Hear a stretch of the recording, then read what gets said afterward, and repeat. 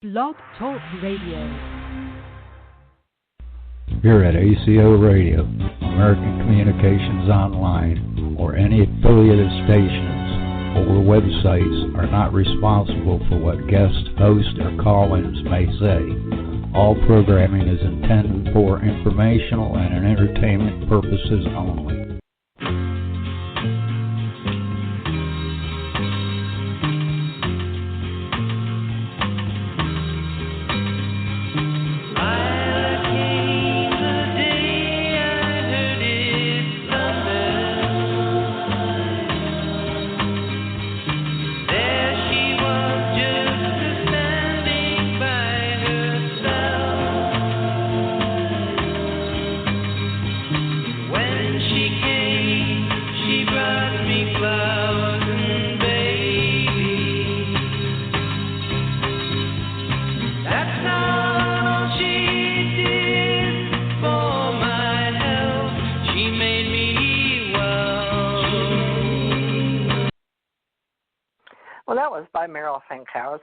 And wonderful music. That was Lila. He's one of our wonderful artists, musicians in our ACE Folk Life and ACE Metaphysical Institute. Welcome aboard, all you ground troops spinning around smartly on the planet.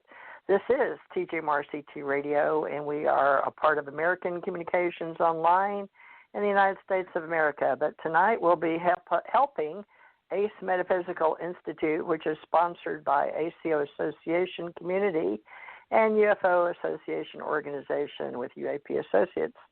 Now tonight, we're very excited to introduce a friend of ours in social media. He's been a friend of mine several years on LinkedIn and apparently Facebook.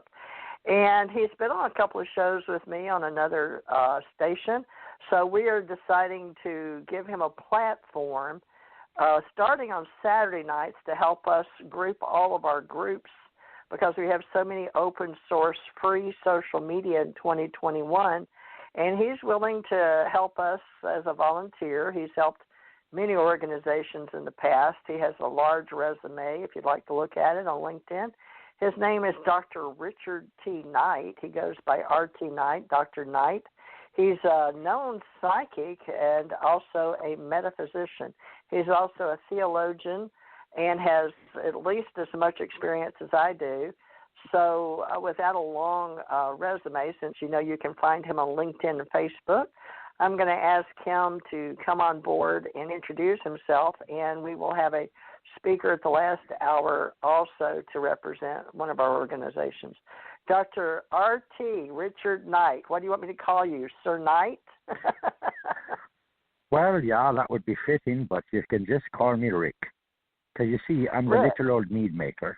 Yes. I'm a little old mead maker and an economy-sized leprechaun. So, anyway, let's not get off the track too well, but anyway. Yeah. Tell people what you'd like them to know. So, first of all, this will go on YouTube and, of course, iHeart, Stitcher, Spreaker, Spotify, all those wonderful places that everybody listens to their own podcast. So keeping that in mind, there's no telling where you're going to wind up internationally. So speaking to the entire world, we're going to have you cast a large, wide net of topics out there and bring in a lot of our organizations and people that are known spirituality as a category are spiritual people. They don't like to say they're about politics or religion, but they like spirituality and metaphysics. And we're going to do spiritual science, and I know you know all about that, so that's why I'm very excited that you're going to be helping us with the ACE Metaphysical Institute. So where would you like to begin with you have a little rundown on your theosophy, your theologians, or metaphysics? Sure. And then you can tell them about your security in detail. About all that, basically, I'll give you a 5-minute rundown. All right. First and foremost, you have to understand that I'm a being from a far, far away galaxy in a far, far away dimension, all right? And I am consciously aware of this simply because when I came into this earth as a born child, born with a veil, as the gypsies say, born with the third sight, okay, I was fully conscious of who I was and where I came from. This gave me a severe advantage because when the doctor slapped my ass, I grabbed his hand and told him, you do it again and I'll break it. Well, needless to say, infants don't usually speak, but this set the course in my life, basically. So anyway, I have doctorates in theology, religious science, divinity, and metaphysics. My doctorate in theology is represented through the University of Cairo, Coptic Seminarial Studies, created by Anuba Shenouda. May he rest in peace, as he's now passed over to the other side, who also ordained me into the Eastern Coptic Orthodox Church, the Holy See of the United States, as a bishop while he was under house arrest in Egypt. Okay, and that was around 84. Anyway, I have been an ordained minister with Universal Life Church since the age of 18. I received my first doctorate in divinity at the age of 20, my second doctorate, which was the one in theology, which was approximately age 32. And then in turn, I decided that I would create credentials to go along with my profession, since I have been a civil criminal investigator for over 45 years. I've also been a freelance consultant to the federal government. I have also worked both federal and state law enforcement for over 10 years. And I have been a freelance investigator practicing licensee in 26 states. I have also been a bounty hunter. I've also done personal protection as a bodyguard to judges and other superior people, or so they thought they were anyway, and all of this kind of thing. Spiritually aware of who I was and where I was coming from. So that meant that I was born with 14 gifts, all right, or 14 senses as they're called. You have 5 equivalents to your 5 natural gifts, which are sound, taste, sight, hearing, and all that good stuff, and touch. Of course, touch is very important. So anyway, you could classify me as being clairsentient. In other words, I am very aware of the presence of the spirits that are around me in the room, and I've been speaking and seeing them and beholding them emotionally and mentally and spiritually all of my life, which basically speaking you could say has been well over 60 years. All right? So anyway, because of that process, I've been enamored with the occult and spirituality and metaphysics and all things that are spiritual in their development of the self and in the development of the psyche and in the development of the spirituality of one's awareness. So I have been on the ascension path for thousands of years, okay? I'm a very old soul, and I actually belong to a race called the Ancient Ones, all right? They're very, very tall beings that are gold and shimmering light, and we do not take physical form normally because we're guardians of many, many races throughout creation.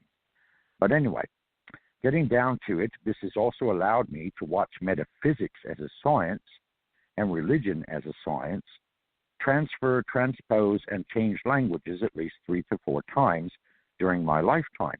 So in other words, we're all talking about the same stuff, only the languages and the names have been changed, basically to hide the not so innocent and actually produce more likely in our consciousness those who are innocent and those who are of a helping nature, who have big hearts and the basic interest of mankind within their heart and sovereignty.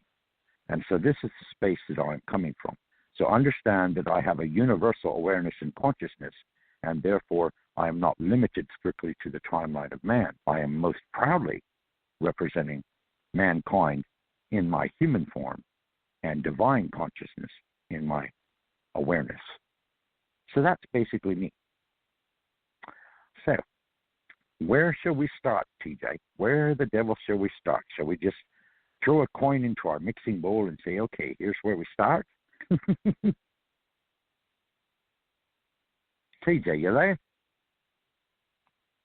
Yes, I'm here. Okay. Regarding Ace Metaphysical Institute, I had a chance earlier to pull that up from 2016, but basically it was on Before It's News, and we had a bunch of members, and a lot of them had to do with pyramidology because we were coming out then with the pyramid spiritual groups. And Marta Thomas, which I talked to recently, and she's going to send us some people for tonight's weekly shows about pyramidology. But can you tell me if you know anything about pyramidology or pyramids so we can get that off the table as one of our many topics? Folks, we're casting a wide net to help everybody come out because so many of our friends and events, the ACO event managers that we market and promote events, this radio show was established with that in 2012, but in 2016 we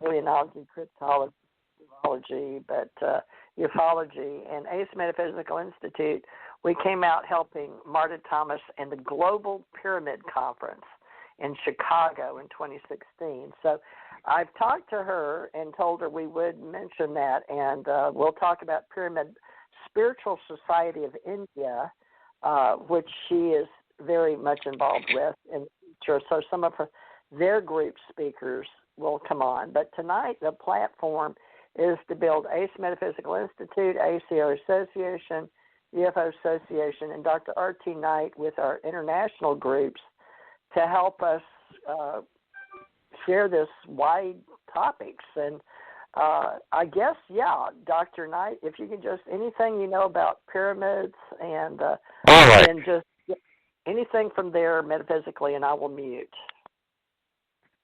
Okay. Basically, pyramidology comes and stems from a society that is very ancient in the universe, and they have pyramids upon Pleiades, or the Pleiades sisters, which are two planets, one that is purely intellectual and the other one is purely water-based or emotional. I happen to be great friends with both of those societies or both of those civilizations.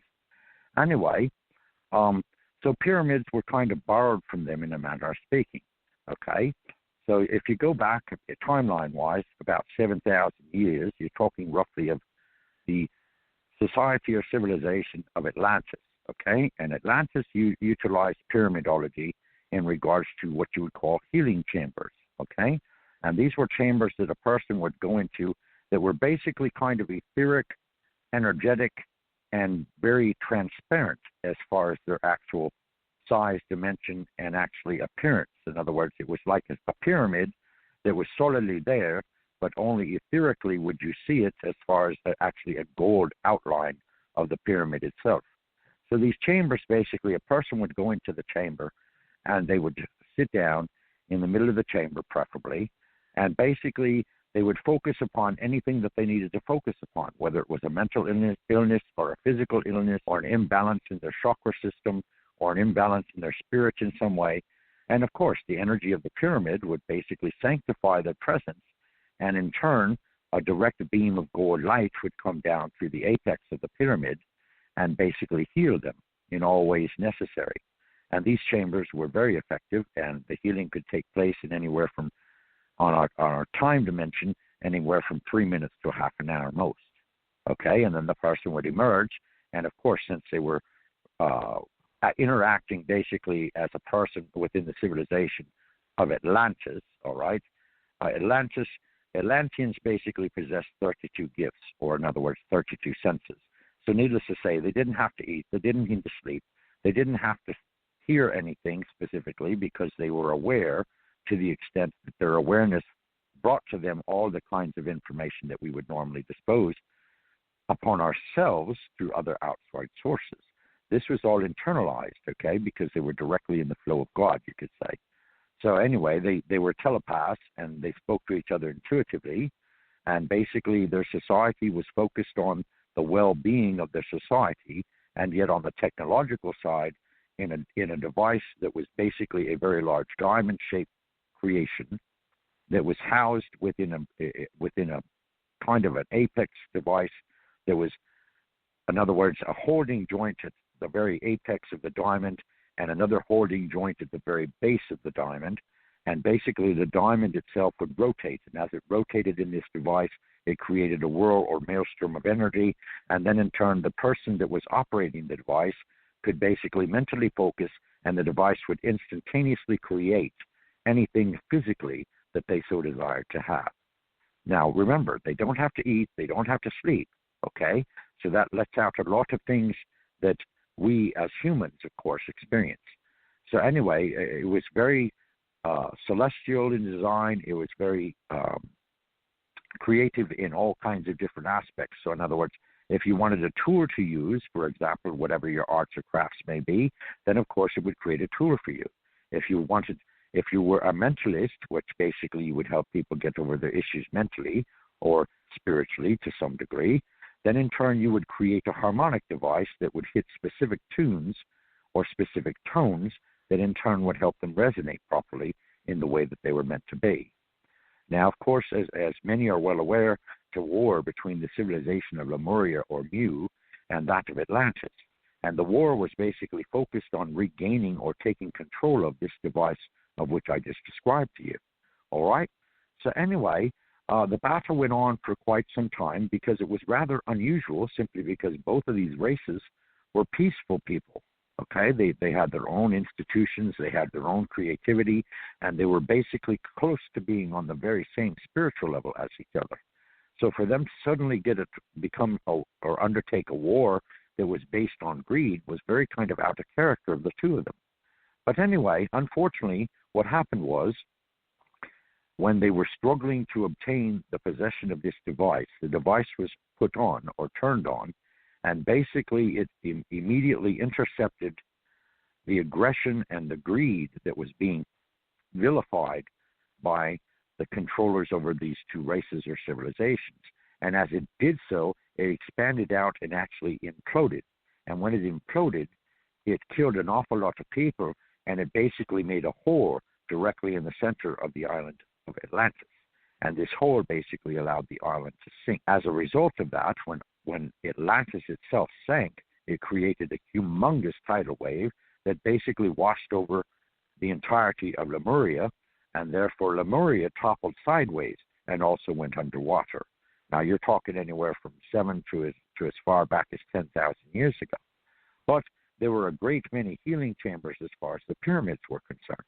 So if you flip forward about 3,000 to 4,000 years or more, all of a sudden you come up with the Egyptians, okay? Now you have to understand that the Egyptian race were very closely related in some aspects to the Atlanteans, okay? There was a great deal of hidden technology and a great deal of hidden mysteries that were never outwardly shared with the public.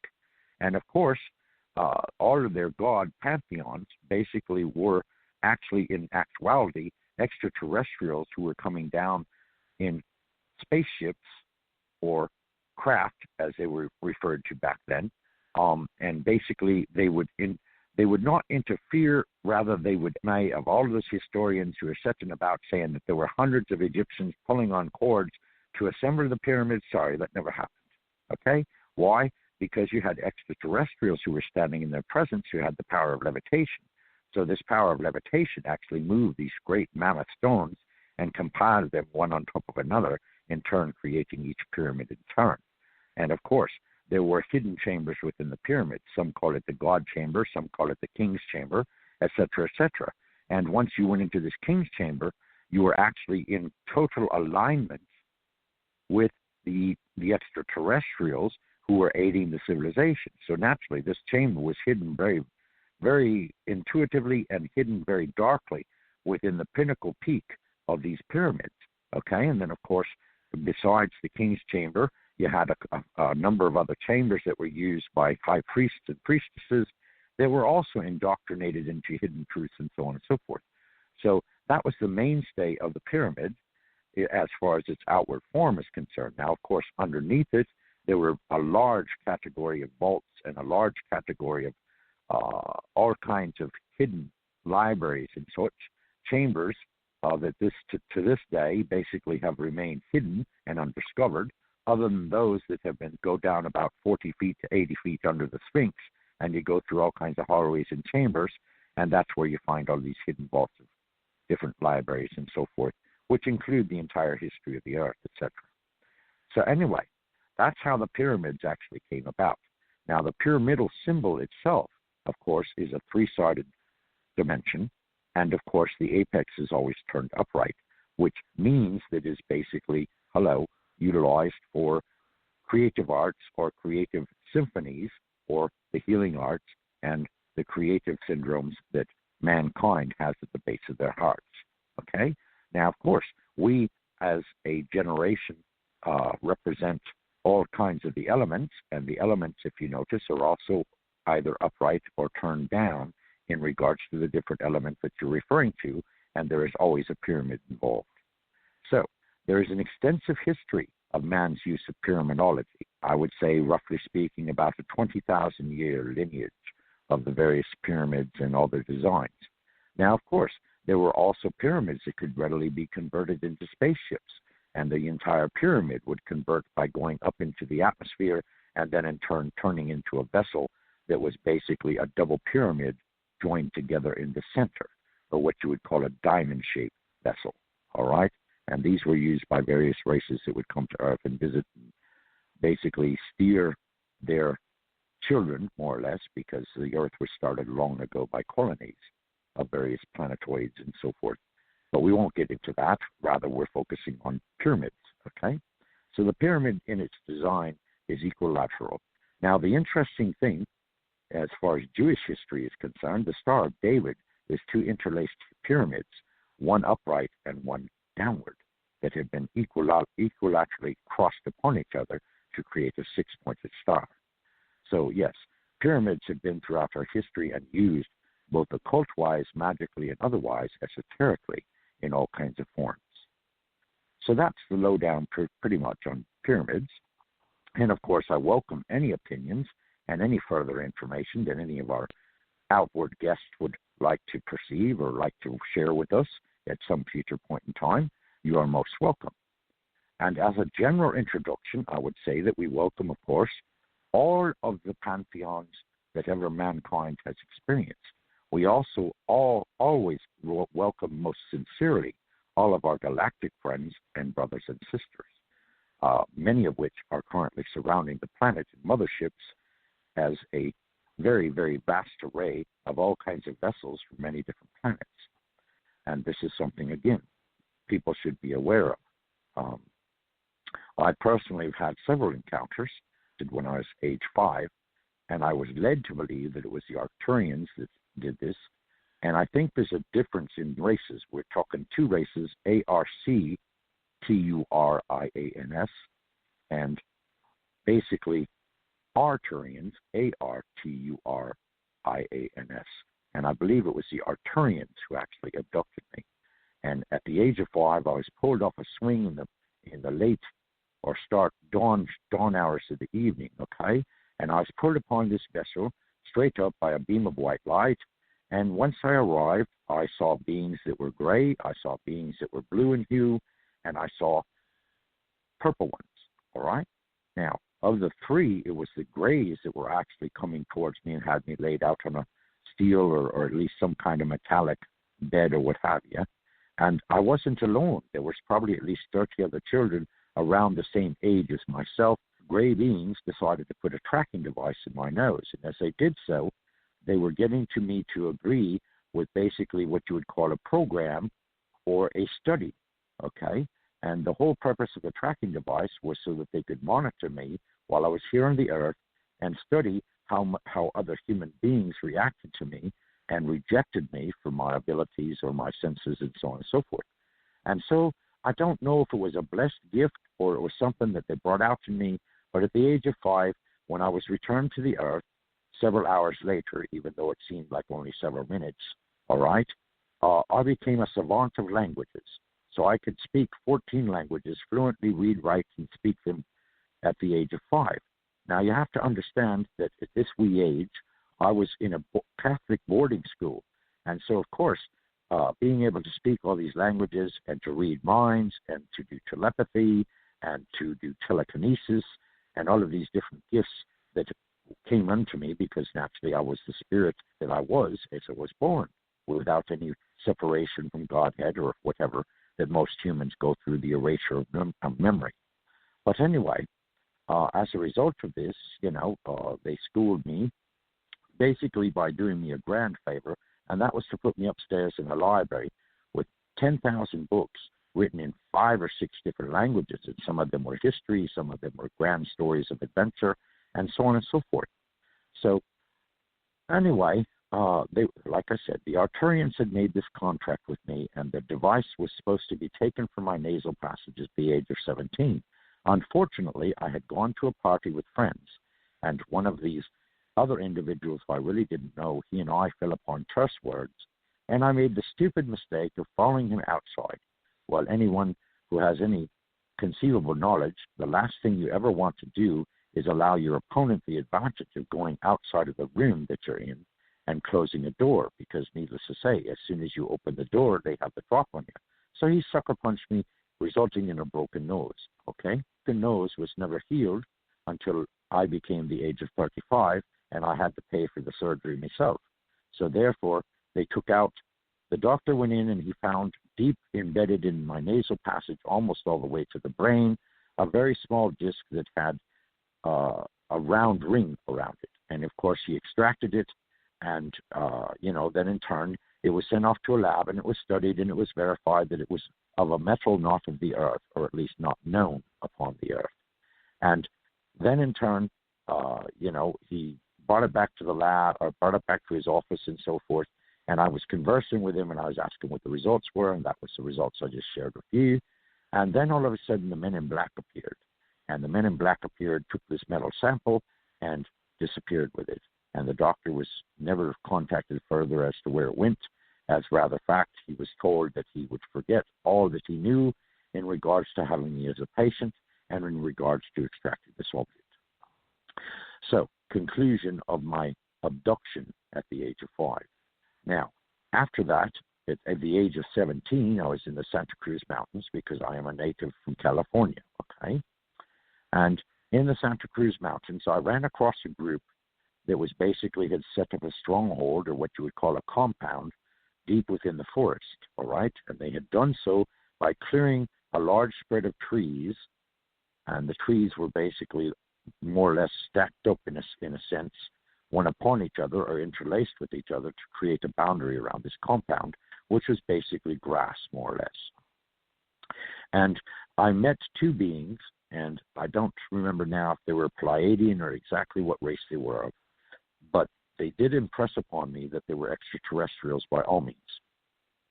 Fortunately for me, the three of us, those being two, and of course myself, we had a very strong connection intellectually and also intuitively. So they themselves left me in charge of the compound, believing that I could be what you would call a master teacher to all the followers that would in turn gather upon their predisposition, because in fact the ship went and hovered over New York, and the two beings beamed themselves down to a conference center, and they held an open conference with about, 40 journalists in the room, and probably some other amazed individuals that had come to find out that that's where they were going to be at the time they were going to be there. And so anyway, they approached everybody, and they were very calm, and they were very intellectual, and they were very peaceful. And they announced themselves as being from wherever it had been that they'd come from, because I wasn't present at the time. I was only seeing this by what is called remote viewing at the time, okay? So anyway, they were presenting themselves to the room, and they were very widely received and welcomed, and so on and so forth. And of course, the inevitable challenge came up, or proved to us that in fact you're from somewhere else. Do something that will prove to us that you're not human. On this invite, basically these two beings walked straight through a 3-foot thick cement wall, okay, into a room on the other side where there were a few other people gathering, having drinks and so forth at a bar there. And of course, they presented themselves, and they turned immediately around and walked right back through the wall. And of course, when they returned to the journalists, they were not harmed in any way, shape, or form. And of course, this was much to their amazement. And they basically said, well, we have presented and we have demonstrated that we are not of this earth. And because of that, we shall return to give you more knowledge from our plane of existence when we so choose. And as soon as they said to so choose, they immediately disappeared, because, of course, they were retracted up to their ship, and the ship in turn came back onto the Santa Cruz Mountains. And by this time, I had listened to all kinds of tapes, because naturally back in this day, this was probably around, I was roughly 17 at the time. So that would have been, 55, 65, 72. So around the early 70s, all right? Back then, of course, things were a whole lot different than they are now. People were very different, and things were more readily accepted, because you had the hippie movement, you had metaphysics, you had the spiritual movement, you had all kinds of different things going on that were designed to improve and increase people's awareness. So anyways, they went on and they said, well, you know, we would really, really love for you to be a teacher. And I said, well, what is the ultimate motive? What is it that you're attempting to accomplish? And they said, well, we would like to set up a colony here on Earth. And I said, well, I don't know that I should be involved in the likes of such. And they said, well, you know, we would really appreciate it if you would. And I said, well, you know, I'm going to have to go off and run my own life. And basically, I'll get back to you, or you can visit me at some future point, and we'll discuss what needs to be going from there forth. And so anyway, they took off in their ship, and I was left at the campground, and I basically reins of the situation over to a couple of other individuals who I thought were upstanding. Well, in my absence of a few months, I learned that these given individuals had basically hypnotized, in some manner, way, shape, or form, all of those who were the devotees or devout followers of the ETs that had been there originally. And they basically proceeded to tell these individuals that basically the starship was going to come back, and when it came back, they were going to be given a ride to whatever dimension they wished to be deposited in. And of course, this was completely false, but like I said, it was going on behind my back, and I'm sure the ETs had no knowledge of it either. So as a result, these kind of very base human beings were fleecing these people for everything they could get out of them and growing rich in their bank account. Well, of course, the word spread, and it didn't take long, and it got to the ears of the FBI, and the FBI raided the compound and arrested the individuals that were involved, and they were immediately jailed and then in turn sentenced to prison. So then from there, I went on down further into the Santa Cruz Mountains, and I happened to see a flyer that was stapled to a telephone pole, and it was telling about an exhibition that was going on at an old theater, and it was happening a couple of weekends away. So I took the flyer and I deposited it in the car, and I went back, and of course I came back a couple of weeks later, and then in turn I went to this presentation. Now the odd thing was, and I say it was very odd, okay, this individual was very, very intellectually inclined, and he was very smart, and he was very intuitive, as he was himself, okay? The very odd thing was that finally when the presentation gets around to being presented, he come to the stage inside the theater that held maybe 1,000 people at best, you know, with seats and a balcony and all that kind of good stuff, one of these old-timey theater type things. And basically he stood there in front of us on the stage, and all of a sudden it was like his whole character changed. And it seemed to me that he was basically being mentally manipulated and utilized as a voice box for a third party who wasn't present in the room. And he went on and on and on and described all kinds of different metaphysical aspects and all kinds of metaphysical truths and all this kind of stuff. And basically he had won over the entire 1,000 people with very little effort whatsoever. But the odd thing was, you couldn't approach him. In other words, it was almost like he had a force field around him when he got off the stage, because the presentation had gone on for maybe a couple of hours. And he got off the stage, and as he was coming forward amongst the people, they could not physically get real close to him. And so finally he got to me, where I was sitting kind of, I'd say about halfway back from the stage, and I had a good view and all that kind of stuff.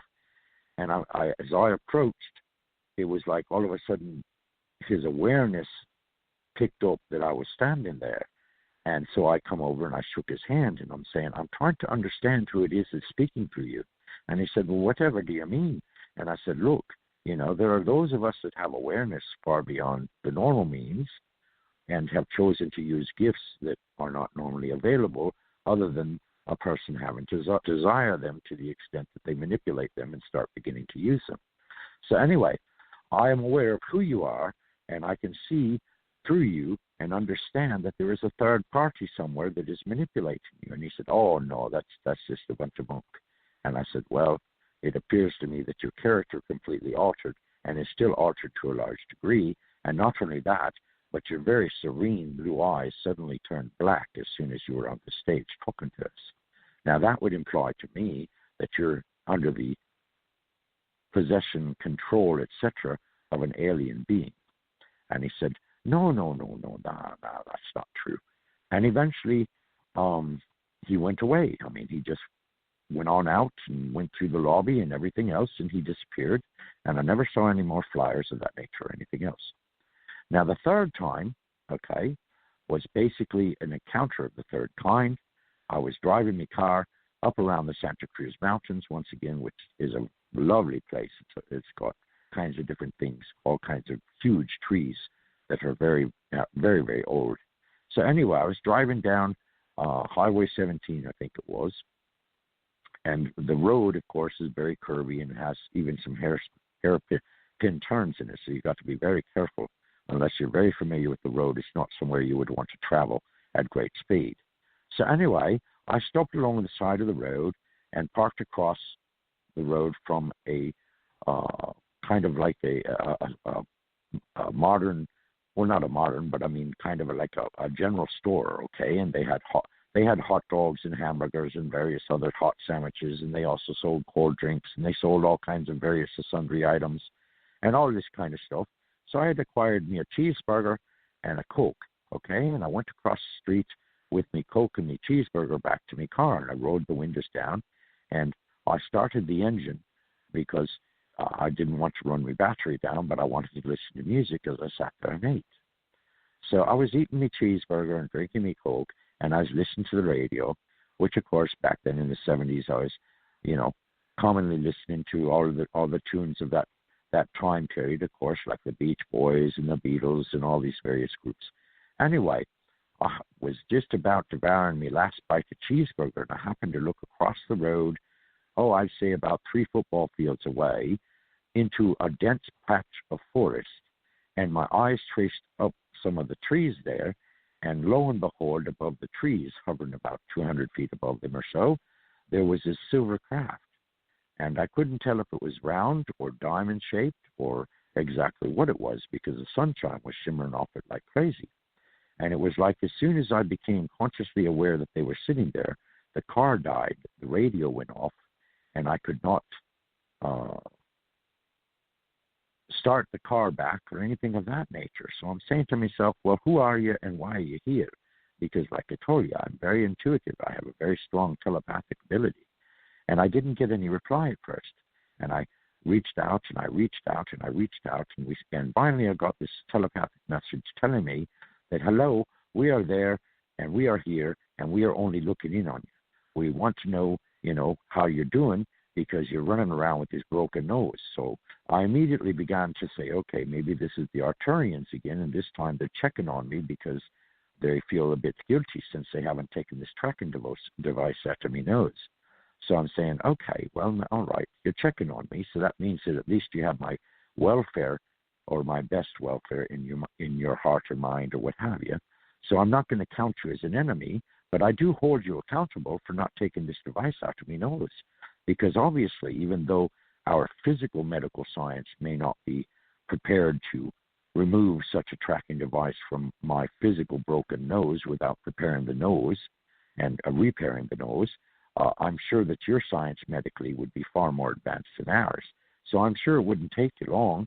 And they said, oh, no, we're not going to be doing that because we're finding that you're the most interesting individual with all kinds of encounters, not only of the ET or extraterrestrial design, but also with all kinds of spirits and all kinds of phantoms and all kinds of entities and all kinds of things.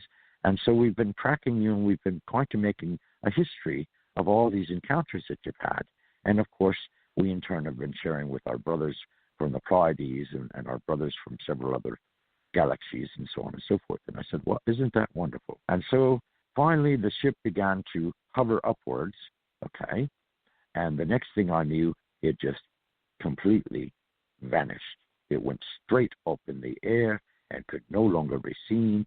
And my awareness said, yeah, they're gone. And it was at that time that my engine would start once again, and my radio was playing, of course.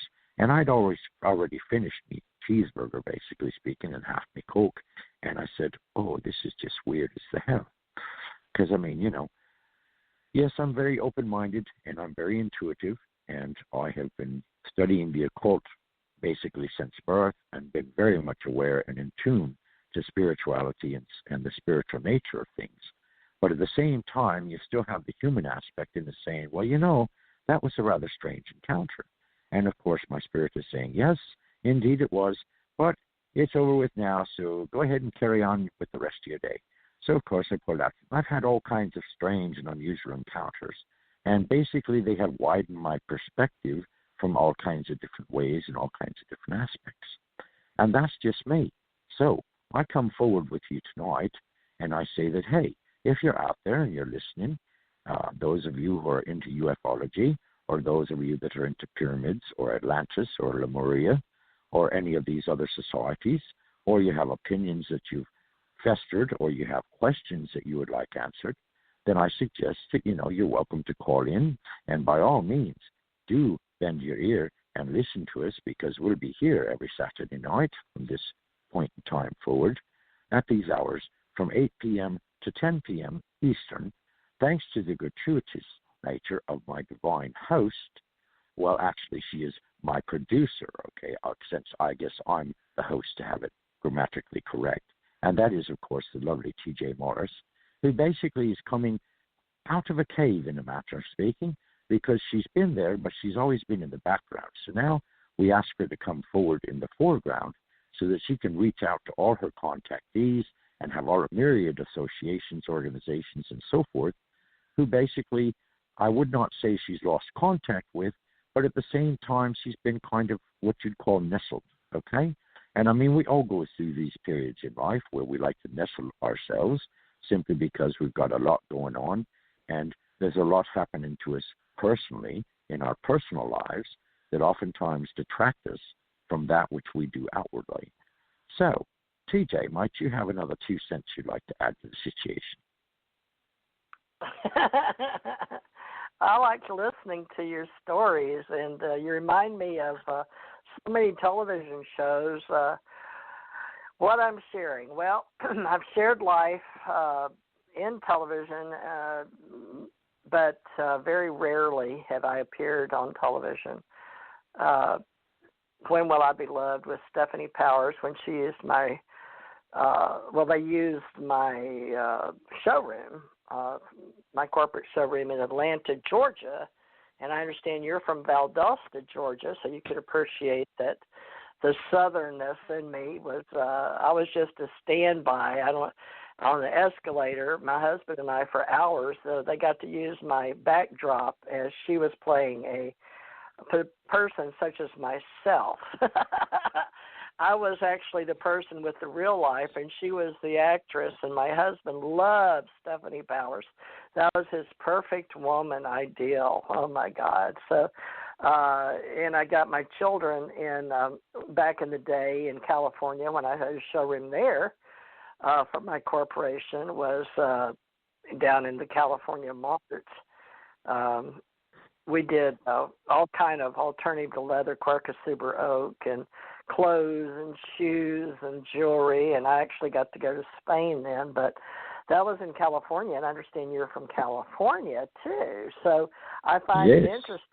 My television days in California and Georgia, somehow now I'm in the panhandle of Florida, and I've been doing radio, but a girl, Susan, that was on last night, starting her new platform on my radio show under my brand, TG CT Radio, Susan Johnson, she told me today my numbers from a long time ago in Beaver Dam, Kentucky. So I lived in Kentucky, for those of you that follow channelers, and we had Kentucky very well known for the 70s and people that channeled spirituality. And the most famous friend of mine in Kentucky was Carla Ruckert. She became Carla McCarty, and of the Love and Light community. And, of course, I do the LNL, or Love and Light community, and the Ascension Center.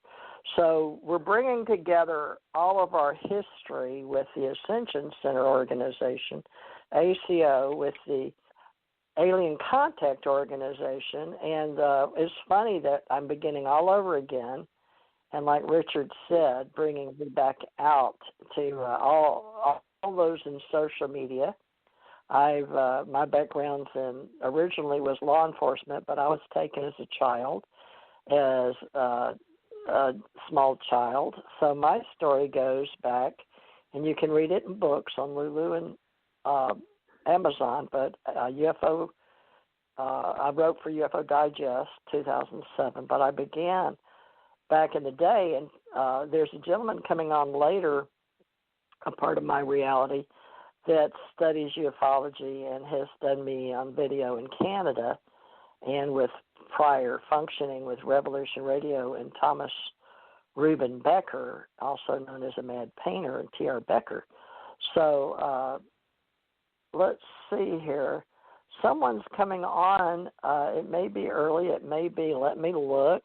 But the fact is, yes, I'm an alien ET contactee, and I'm very proud to have a lot of friends in social media. And Porsche 914. What's area code 914? I don't know. That might be Brian coming on early, which is fine. But we will get started with sharing.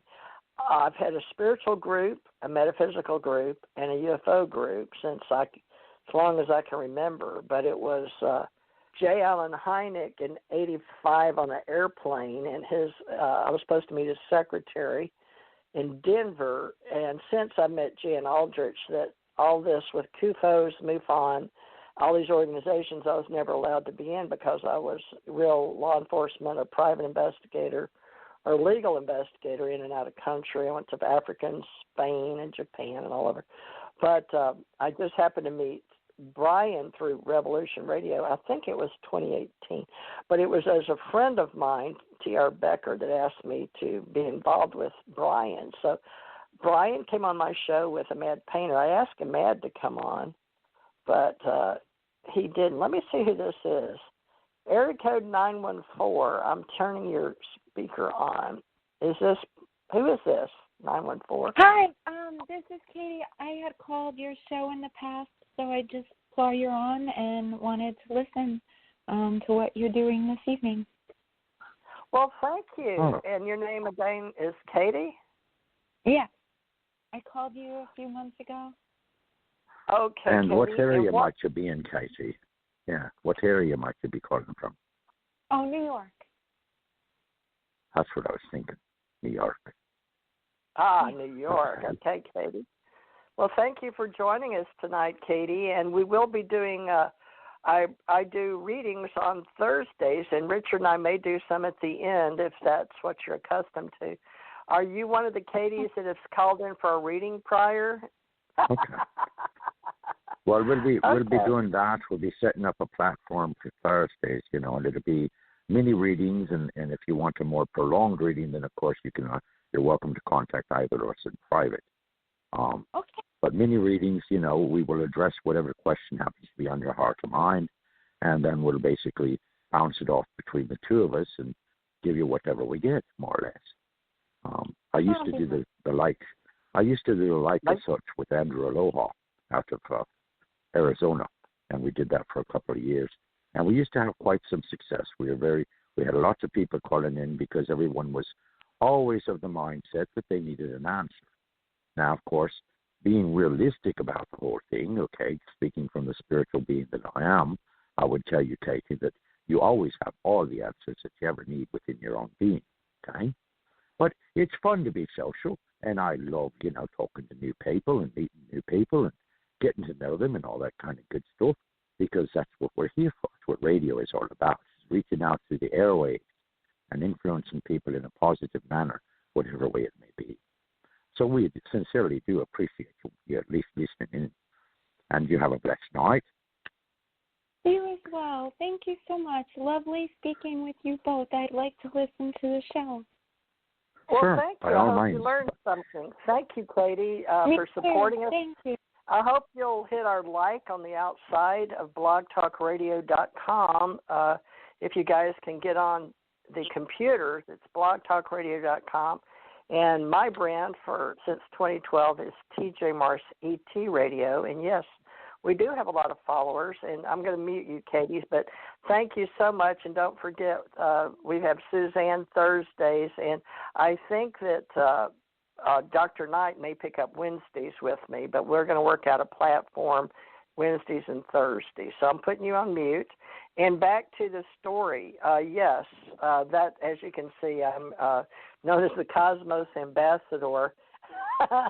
And that's how I got my Halloween gig. And folks, after being in television and having shows, and then I got to be Michael Jackson's, one of his many psychics, God bless him, passing over, but he got in touch with me when he was passing. He wasn't even at the hospital yet. So that was pretty interesting that people can communicate even if we've met. And my grandmother did the same thing. So I have a lot of stories to tell, too. And some of you have heard them through the years here and there. And I haven't really done what's called a timeline, sitting down year by year. And that's one thing Richard's been doing, and I look forward to maybe getting that done. But not everybody wants to expose everything they've ever done. But Dr. Richard tonight is our platform specialist for tonight on Saturdays. And I don't know what all that's going to entail other than Ace Metaphysics, which is what was the main core, which actually Katie found us. She watches TJMRCT Radio. And Ace Metaphysical Institute with Dr. Knight, because he is a specialist, as you've heard, but he'll also help us in the last hour with ufology. Now, Dr. Knight, as we start going forward in the future in 2021, we hope to raise the consciousness universally. And as you said, we're both Universal Life and listed in Modesto, California. I haven't been with them as long as you have. I've got my company and my Ascension Center, and my name, Teresa J. Thurman Morris, and then Teresa J. Morris out of Kentucky. But they're all me, folks. So what I was saying was Susan had found my Beaver Dam, Kentucky address and my phone numbers on her Apple. All right. So I have moved from Kentucky. So yes, she's now in Gulf Breeze amongst the alien ETs that like to fly by there and drop umbrellas down every night. So anyways. So have you been here into Gulf Breeze or Pensacola in your lifetime, Dr. Rick? Yes. Yes, I've been to Pensacola. Matter of fact, one of the most famous seafood restaurants I've ever been to in my life presented me with one of the largest lobsters I've ever seen. It must have weighed a good 7 pounds. And that's very large for a lobster. But anyway, it took up what we would call a platter plate. And boy, I tell you, it must have taken me almost an hour and a half to eat the poor thing. But anyway, then I also had a not so good experience in that I went swimming in the ocean at the end of the sea run, I guess you would call it, because basically the street basically turns into a parking area, and there the ocean is right there in front of you. But I just must have chosen the wrong day, because I went out about 30 feet, and I unintentionally swam into a bevy of what they call them. I had it in mind a minute ago.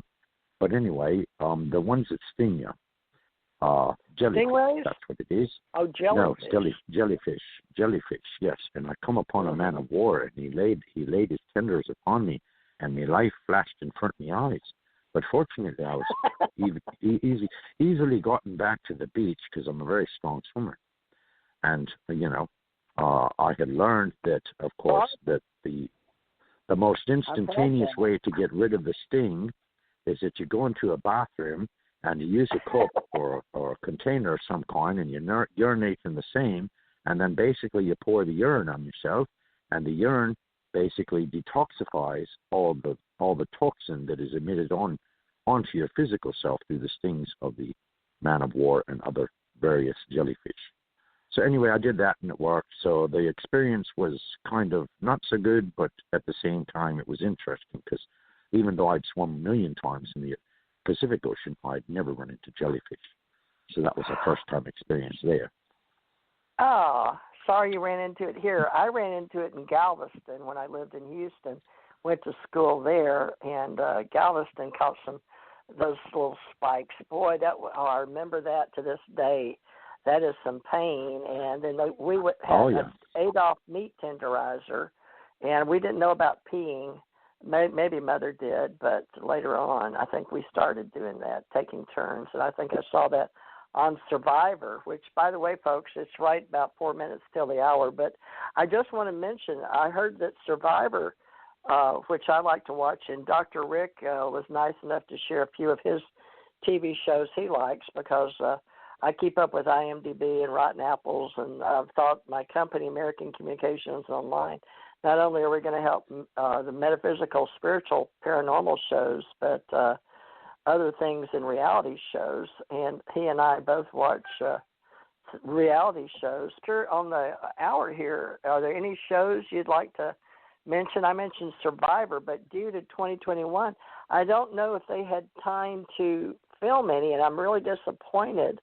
But anything for 2021 that you'd like to say that what for entertainment purposes on the hour for spiritual people or reality? Well, sure. I would recommend Supernatural, although I wouldn't put a whole lot of stock and trade in it because a lot of it's Hollywood and special effects and so forth. But there's a great deal of storyline there, some of which is actually based in truth, although the truth is rather smattered about because it's Hollywood, of course. But anyway, I like Supernatural. It's quite entertaining. I also like, let's see here. Oh, there's a bunch of them. Let's see. The History Channel is very good. They have lots of documentaries about lots of different subjects, including ancient aliens. Okay. That's a very good series that's ongoing. And it tells the history of the interaction between ETs and mankind. And it's done quite eloquently, and they have a great many guests. Do what? You said Discover. What were you watching? Is it Discovery Channel? Folks, we've gotten just so you know into live streaming. That when I watch on my big TV for pleasure, entertainment, and education, and spiritual shows, all of the above. I can't tell the difference. I've got a lot of YouTubes. I know some people are going to BitChute, but there's all kind of new channels out there, and I still have cable. But a lot of people get these Fire Sticks, and they just pay for internet only nowadays. But Dr. Rick, how do you do it? Do you like I have cable, but do you have internet, and then you can watch Prime or yes, Google? I have internet. I have internet, so I can watch HBO shows, such as a very good one is let's see, I can remember it now. But the storyline is very, very intriguing and very interesting. Oh, doggone it! What's the name of it? Well, you can bring it next week. You can, anyone, because on the hour we can mention some. There's all kinds of them out there now that would never have even been thought of, say, 20, 30 years ago, because it just wasn't the fad then. Now, of course, people are becoming more and more aware, more and more enlightened, more and more metaphysical in their outlook and their approach and so forth. And as a result, the entertainment industry is finally following the trend that has always been in bookstores for the last 50 years. Well, we know there's ghosts, delighted. Paranormal. What about the Bigfoot shows? Now, I know that when I was in Tibet in one of my past lives, we left some of the big feet behind, or the Yeti, to protect the Tibet because we left some extraterrestrials on the Tibetan mountains. I don't know, I think now that we're supposed to be going from the third, fourth, and fifth dimensional level of consciousness, we're supposed to be awakening and raising our consciousness to allow the overlays and the dimensions now, and we can get into that. Yes, we can. But again, with a lot of people. Because basically we have created. Some would call it two timelines. Some would call it navigational futures.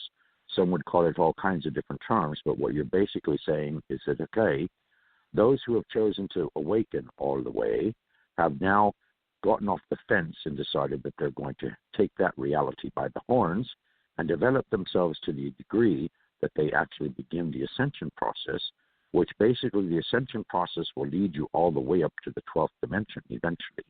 But as we are beginning here on Earth, and most of Earthlings or general persons, most likely, would start at the 3D matrix, which is where we're at right now, and you would ascend, which would mean that your awareness expands out to the degree that not only do you see 3D, but you also see the fourth dimension overlaid over the 3D. So that makes you very aware and very intuitive and very telepathic. It also improves a lot of other skills, okay? So it expands from the sense of being that basically you're beginning to incorporate more of your true self into your physical, mental, and emotional consciousness as a human being. So basically, you're becoming kind of an interdimensional being. If we progress on down this timeline, all right, there are two timelines now, and they're at a juncture, and they will soon be splitting only a very minute distance apart from each other. But the one timeline will consist of all of those who have become all hung up into the material world and all into the games and the politics and the religion and all that kind of stuff that the material world has created up to now.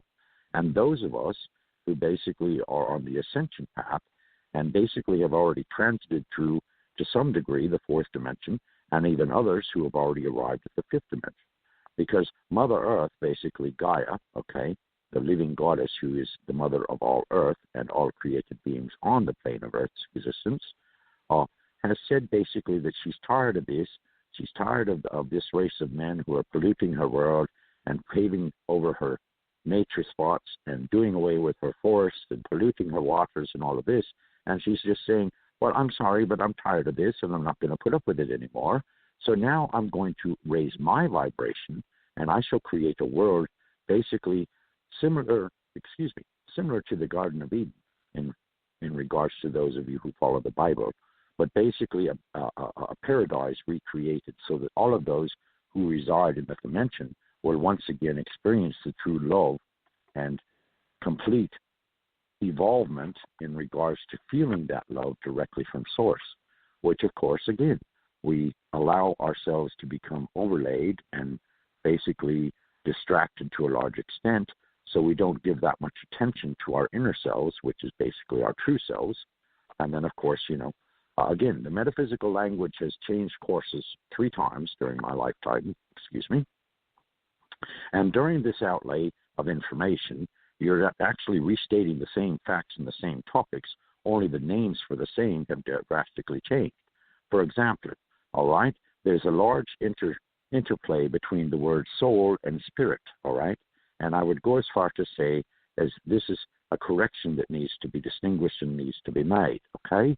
The soul is nothing more than the personality of your spirit, just as your ego is the personality of your human self, okay?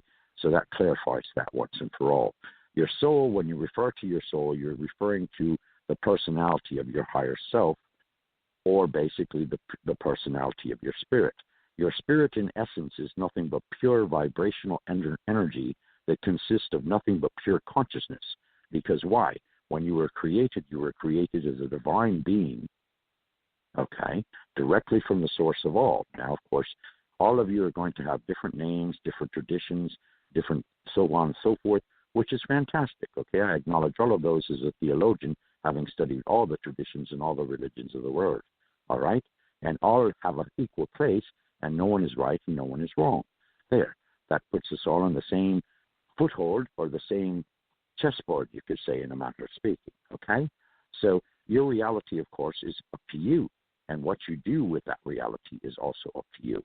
But you also need to keep in mind that words are very powerful, and thoughts are even more powerful, okay? And when you add words and thoughts and emotional intentions all together, then you come upon the science of magic. So anyway,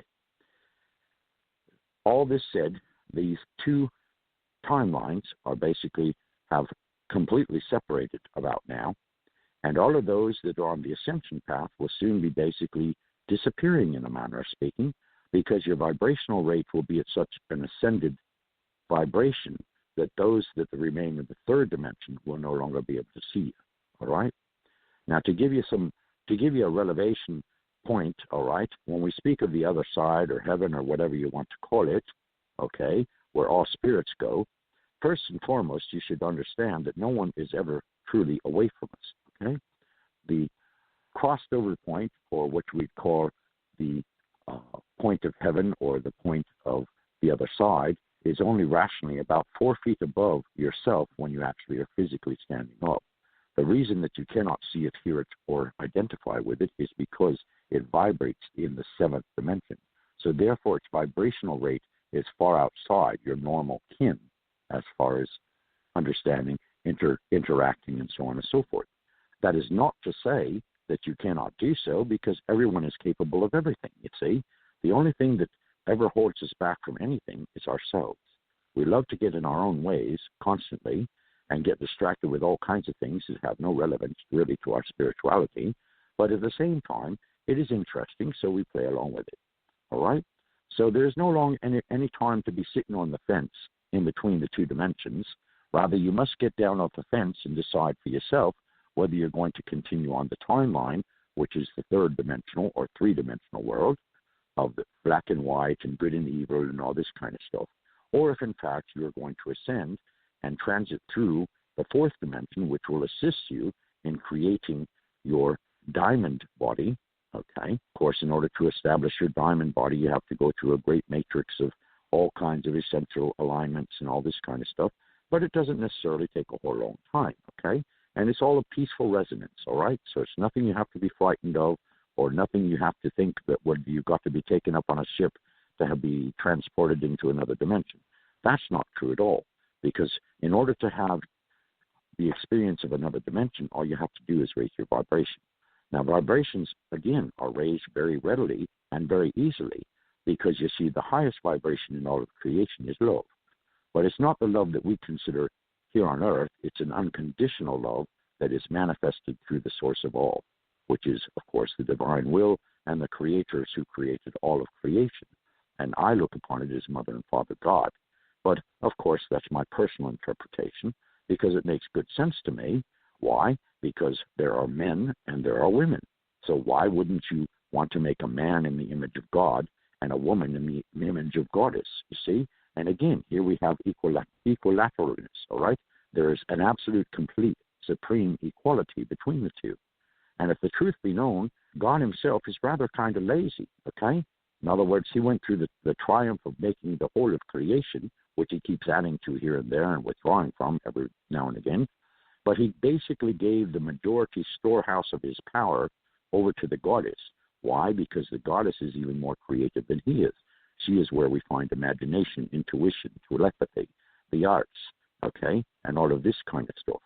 And basically, she also is where we find compassion, okay, and kindness and consideration.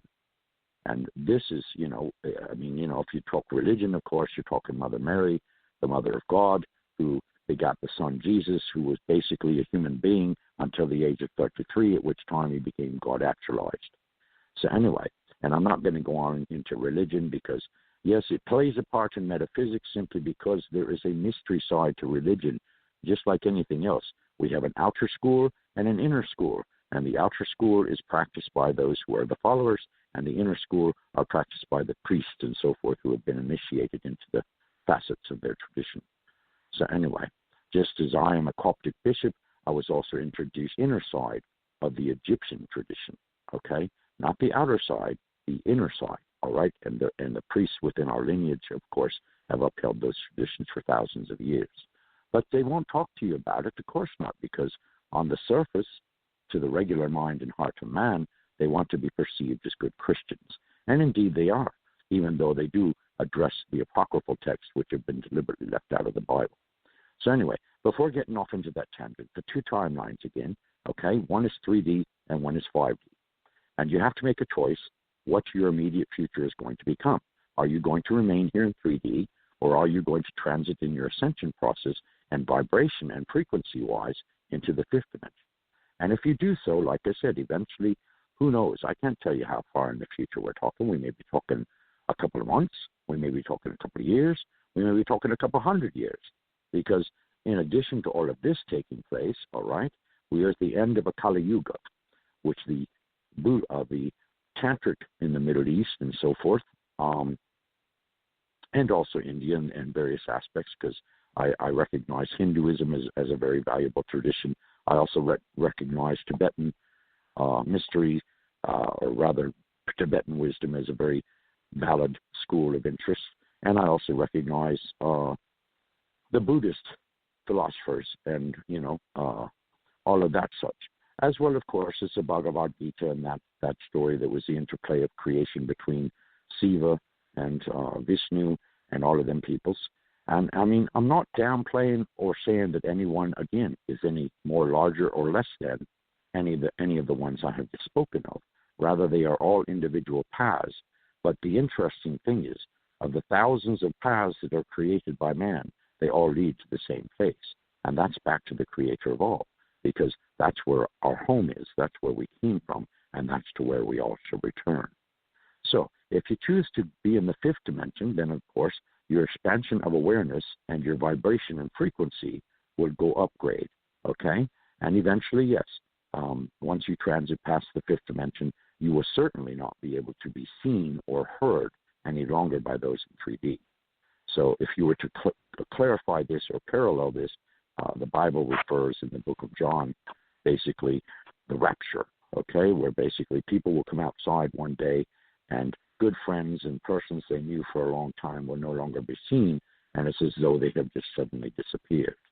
Okay, and this is something that's foretold, and more than likely it would transpire, simply because you have millions, if not billions, of people who believe in all of this coming to fruition.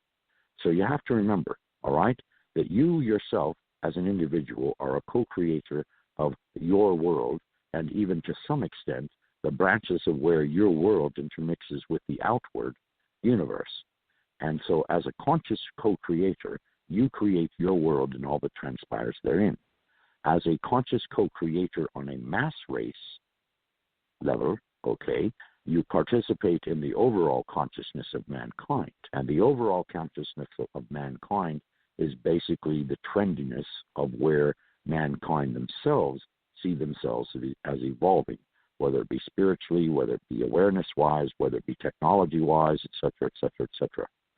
So you have to determine for yourself what dimension your world is going to resonate in. And then in turn, if you do so, and say, for example, that you chose to go to 5D, well, then you're going to meet with all kinds of like-minded people that are there existing already in 5D. Now, that doesn't mean that you just really, truly, physically disappear. No, it means that your physical self is actually transposed, transported, and vibrationally recreated or created in sonics into the fifth dimension. And basically, you no longer have a use for a three-dimensional body, because that three-dimensional body has been basically raised in its vibration and frequency, so that in turn, through the ascension process, the whole ascension process is nothing more than assuming the responsibility of becoming more and more of yourself, you see. There's no great mystery to it. No, it's just meaning that you latch on to the fact that you want truth. And when you want truth and you become a seeker of the truth, then basically you become more and more aware of who you are individually, such as where you came from, who you were before you arrived here, et cetera, et cetera, et cetera. Okay? So, like I said, you have to make a choice, because basically this is the divine will of the creator of all, that basically mankind has gotten to this place 3 times previously at the end of 100,000 years, all right? And in the previous 3 times, basically speaking, mankind has evaporated himself as a race. So now we sit at the 4th and final time of this juncture. And so basically it's divine will saying, okay, are you going to join me in love in the 5th dimension, or are you going to hold back and stay asleep in the 3rd dimension?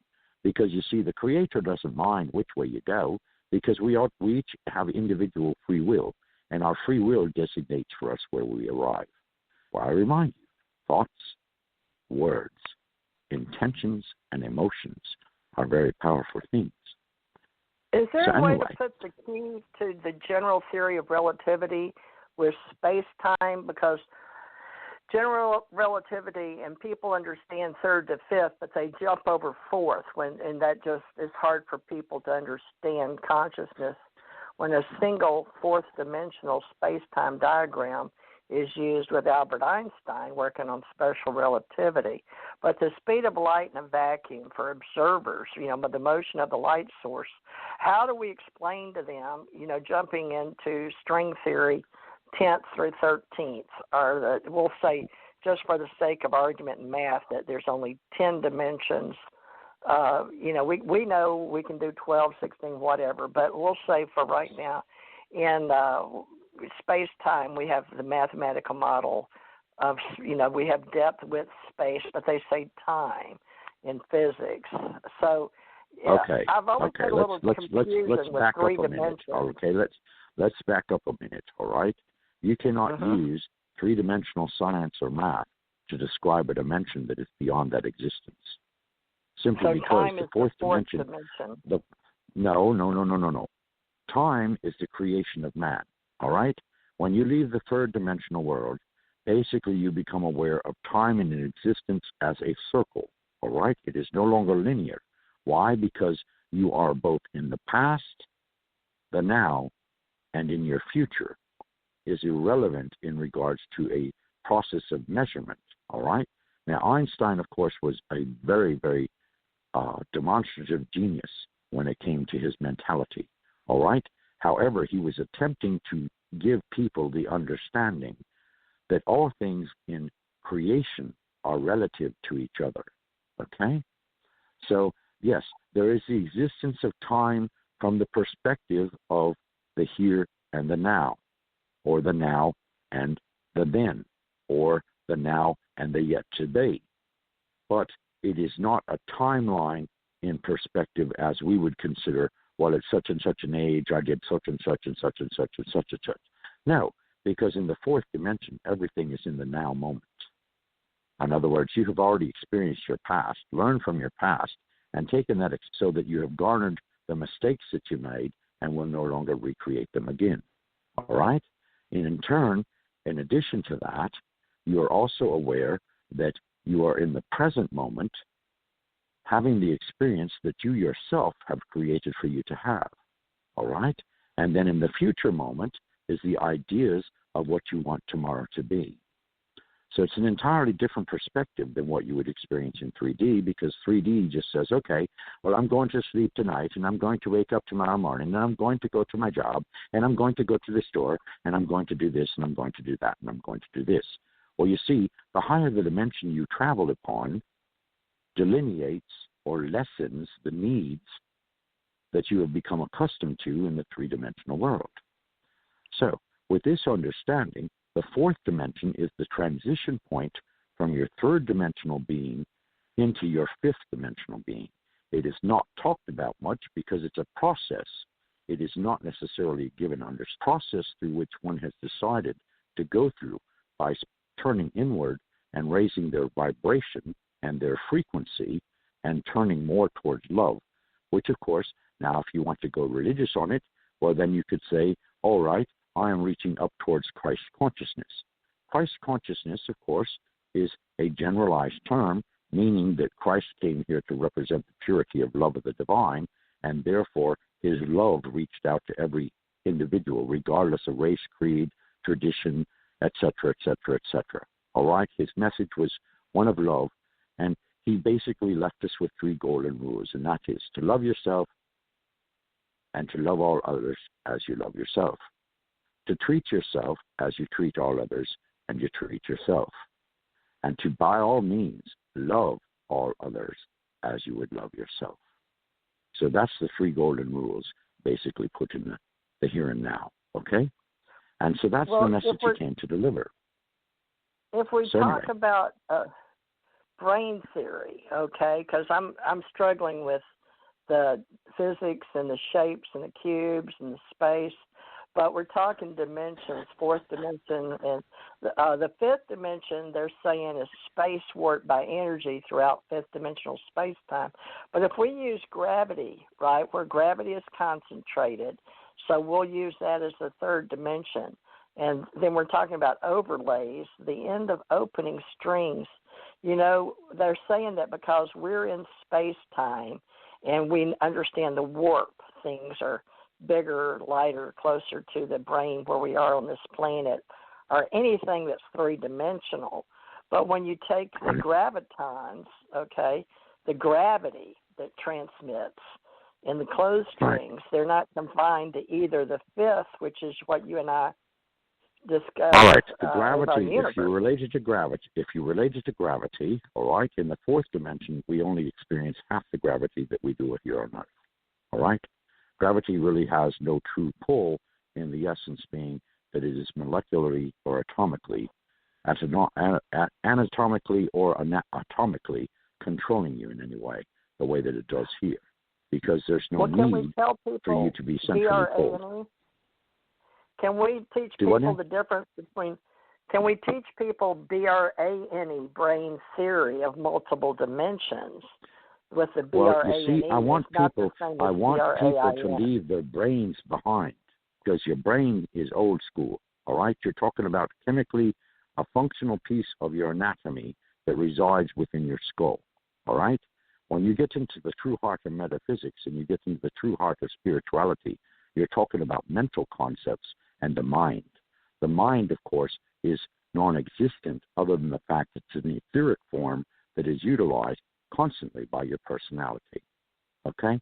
So the mind doesn't have any true existence, but yet at the same time, it is what dominates this reality and the reality that you experience, whether it be the fourth, fifth, or on up the regular dimensional scale.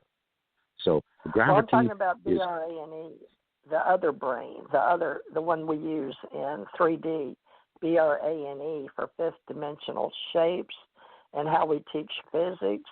But that fifth dimensional space, when we jump over the gravitons in space, because they're still using gravity space in the BRANE, in the according to string theory.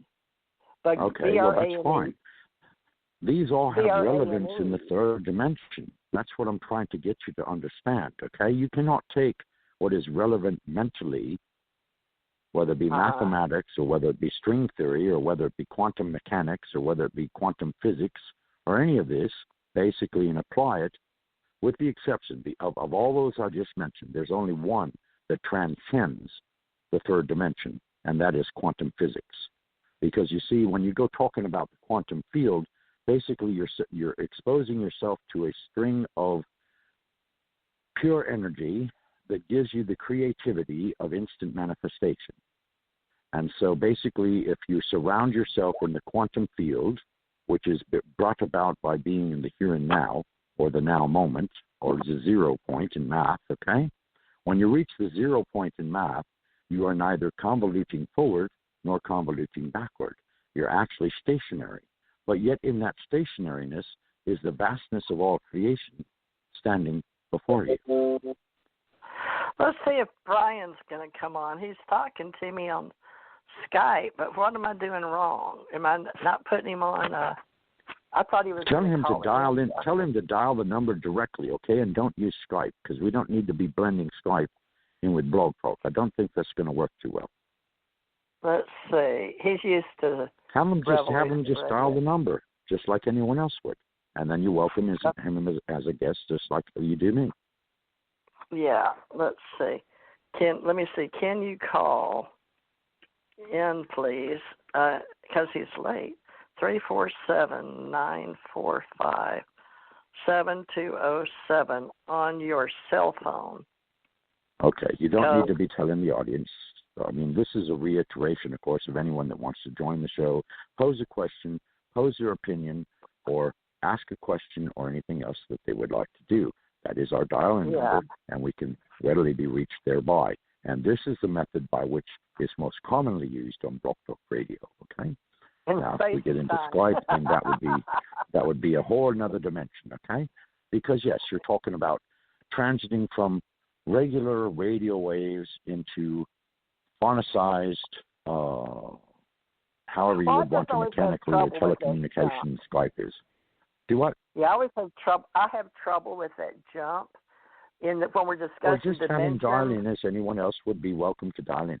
Oh, as far as the dimensions are concerned, well, you see, the dimensions are very, very simple, okay? You raise your vibration, and as you raise your vibration, you expose on a molecularly atomic level the entirety of your physicality, the entirety of your mentality, the entirety of your emotional self, and you progress forward from these into what I would quantify as the quantum field, all right? The quantum field, like I said, is an expression of creation, and it's the best way that I can quantify it mathematically as the 0 point. In other words, the conjunction of the past, the present, and the future, all conjoining in one split second in the now moment. All of this intellectualism about math and reality and all the rest of it, it's old school because it belongs to 3D, okay? You cannot describe other dimensions using 3D terms because those terms are not related to nor used in another dimension. Now, But some anyway, of the people I've to give you a base, of uh, understanding, like I say, uh-huh. the third dimension is where we are now. The fourth dimension is where we are becoming more and more of our true selves. Okay? Space and time. It is an ascension. It is an ascension process. It doesn't have a damn thing to do with space or time because for relativity's sake, everything happens at the right time in the right place at the right moment. Okay? That's where relativity comes in. Otherwise, outside of that, it has no basis. A lot of the young kids for years in cyberspace have talked about don't go to fourth because that's where all the bad aliens and the archons live. So this has been told okay. to a Look, lot of the kids. we are not going to admit any negativity whatsoever in any size, shape, or description on this platform simply because I annihilate all negativity. All right? Negativity cannot exist in my because negativity is based on fear, and fear only exists in the third dimension. So if you're projecting fear into the fourth dimension, it's just going to be bounced right back to you because it doesn't exist. Oh, Brian says he's on here. Oh, okay. Well, let me introduce you. Okay, well, then what's he talking about? I mean, he's already on. No, he's then, of not. Course, introduce the man so he can join us in conversation. Okay. Thank you, Katie, for hanging in there. She's still with us. Okay, he's been on 46. Hi, Brian. I must have told you the wrong time. How are you? No, I'm sorry. I made a mistake at the time. Sorry. That's all right. This is no big deal. Time's irrelevant. That's what we were talking about, space and Thank time you. in the fourth dimension. Dr. Richard T. Knight, this is Brian Rue of Canada and our Vancouver. He's the assistant director. And Brian, tell people a little bit about the UFO groups, and then we can get into a little metaphysics too, because Dr. Richard Thomas Knight, not Dr. Rick, over there close to you in Oregon, but this is the other Dr. Rick in Georgia. Okay. But tell him a little about you and your metaphysics and spirituality and your YouTubes, and then you two can get in a conversation. He's going to try to run our Saturday night for various organizations, Brian, including UFOs. So tell him a little about you and your groups. Yeah, okay. And I can mention my group we have a Vancouver UFO group. We meet every Saturday at 11 a.m. Pacific Standard Time. We just met with a dozen people today. We do a Zoom video, and we focus on experiencers. Like we have an abductee here, Jeff Selver, who's had close contact with the Greys, and he's writing a book. We've done 20 hours of videos with him. And we have a YouTube channel called Vancouver UFO. So we've got about 140 members, and we're interested in the idea of a federation of planets that Earth should join this. Jeff's had a favorable relationship with the Greys, and last Saturday we had a woman, Crystal, in Vancouver Island, who's also been in touch with the Greys and also gets messages about a federation of planets. Myself, I'm a Buddhist teacher by profession. I taught for 20 years, of course, meditation and Buddhism around the Vancouver area, and I've been making videos since 2011. I've got 2,500 videos on my BitChute channel, whole playlist called UFOs and Aliens. I cover other subjects like New World Order, history, things like that. So I've been a controversial figure. I've had about 6 million hits. I get about 7,000 hits a day on my BitChute channel. But my big focus is whatever affects humanity the most, like the biggest issues, the biggest opportunities, or the biggest dangers for humanity. That's what I focus on. I've been concerned a lot about the globalists, but I think the dark side of the reptilians are working through the globalists, in my view, and then there's the good side, the Federation with the Greys. So it's all very mysterious. We don't know for sure what all the aliens are up to and how many there are, but that's my big interest. Yes, I'm a meditator. I've done some channeling as well. I feel I get messages. I'm sort of a C average channeler, not the best in the world, but I have a real Buddhist worldview of the devas, the higher realms. So I have a Theravada. I was a Buddhist monk in Thailand, so I've got a Theravada Buddhist worldview. So what else can I say? I can ask many questions. That's a mouthful. Yeah. You just gave us a mouthful in a very brief few sentences or a very brief few words. Now, I can identify and sympathize with your Buddhist roots simply because I followed the Vajrayana path or the lightning path in this particular incarnation. And I became enlightened by a lightning strike on the etheric level, and basically it took me from what one could say the conscious awareness from my physical attributes to the conscious level of my divine self. So yes, in old school terms, you could say I became instantaneously enlightened. Now, in addition to that, of course, I have also spent thousands of years upon the path of bodhisattvahood. And basically, I'm happy to announce that I'm closing in, and I'm getting there, which is wonderful.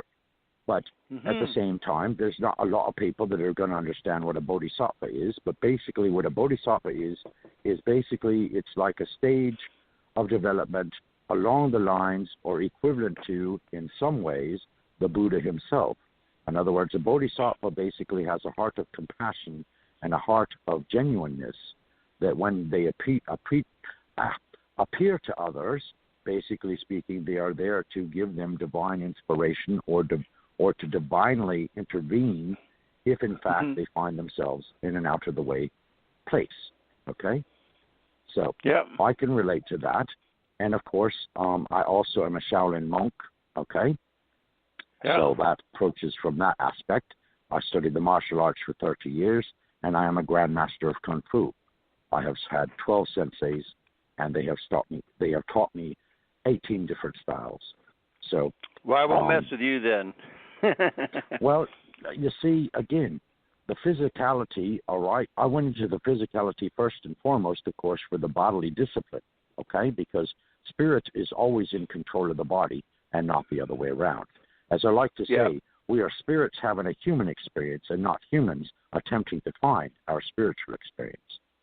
Yeah, I agree with that. So, anyways, it sounds like you're way out there in lots of different respects. As far as an audience is concerned, I mean, you obviously are reaching a great many people, and I would completely applaud and agree with you that, yes, we need to have this Federation of Planets, which the foremost brotherhood or the foremost central beings that are encouraging this, of course, is the Galactic Federation of Light. Now, in a cosmic scale, of course, there are always going to be those that would love to possess the Earth, just as the Anunnaki did in the far past, and the Anunnaki have been dethroned, and the Cabal, of course, has been dethroned and also being rounded up.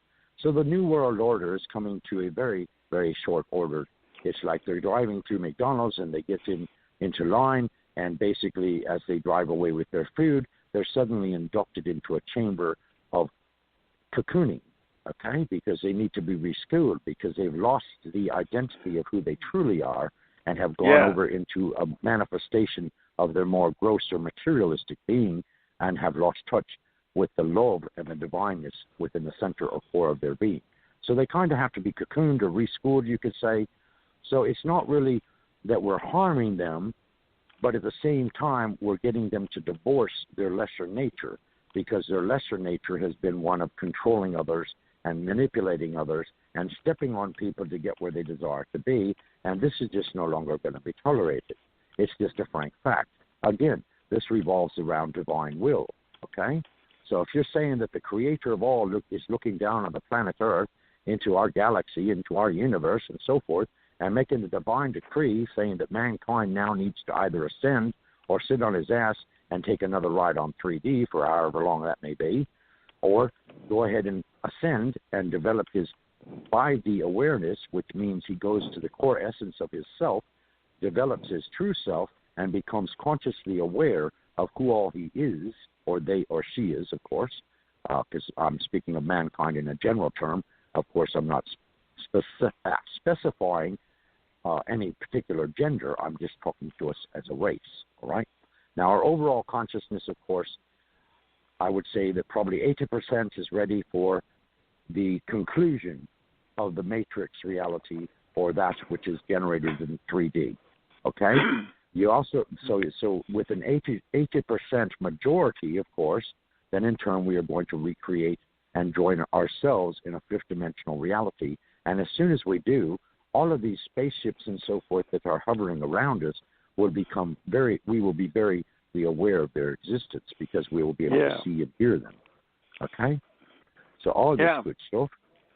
And this is all happening at the moment.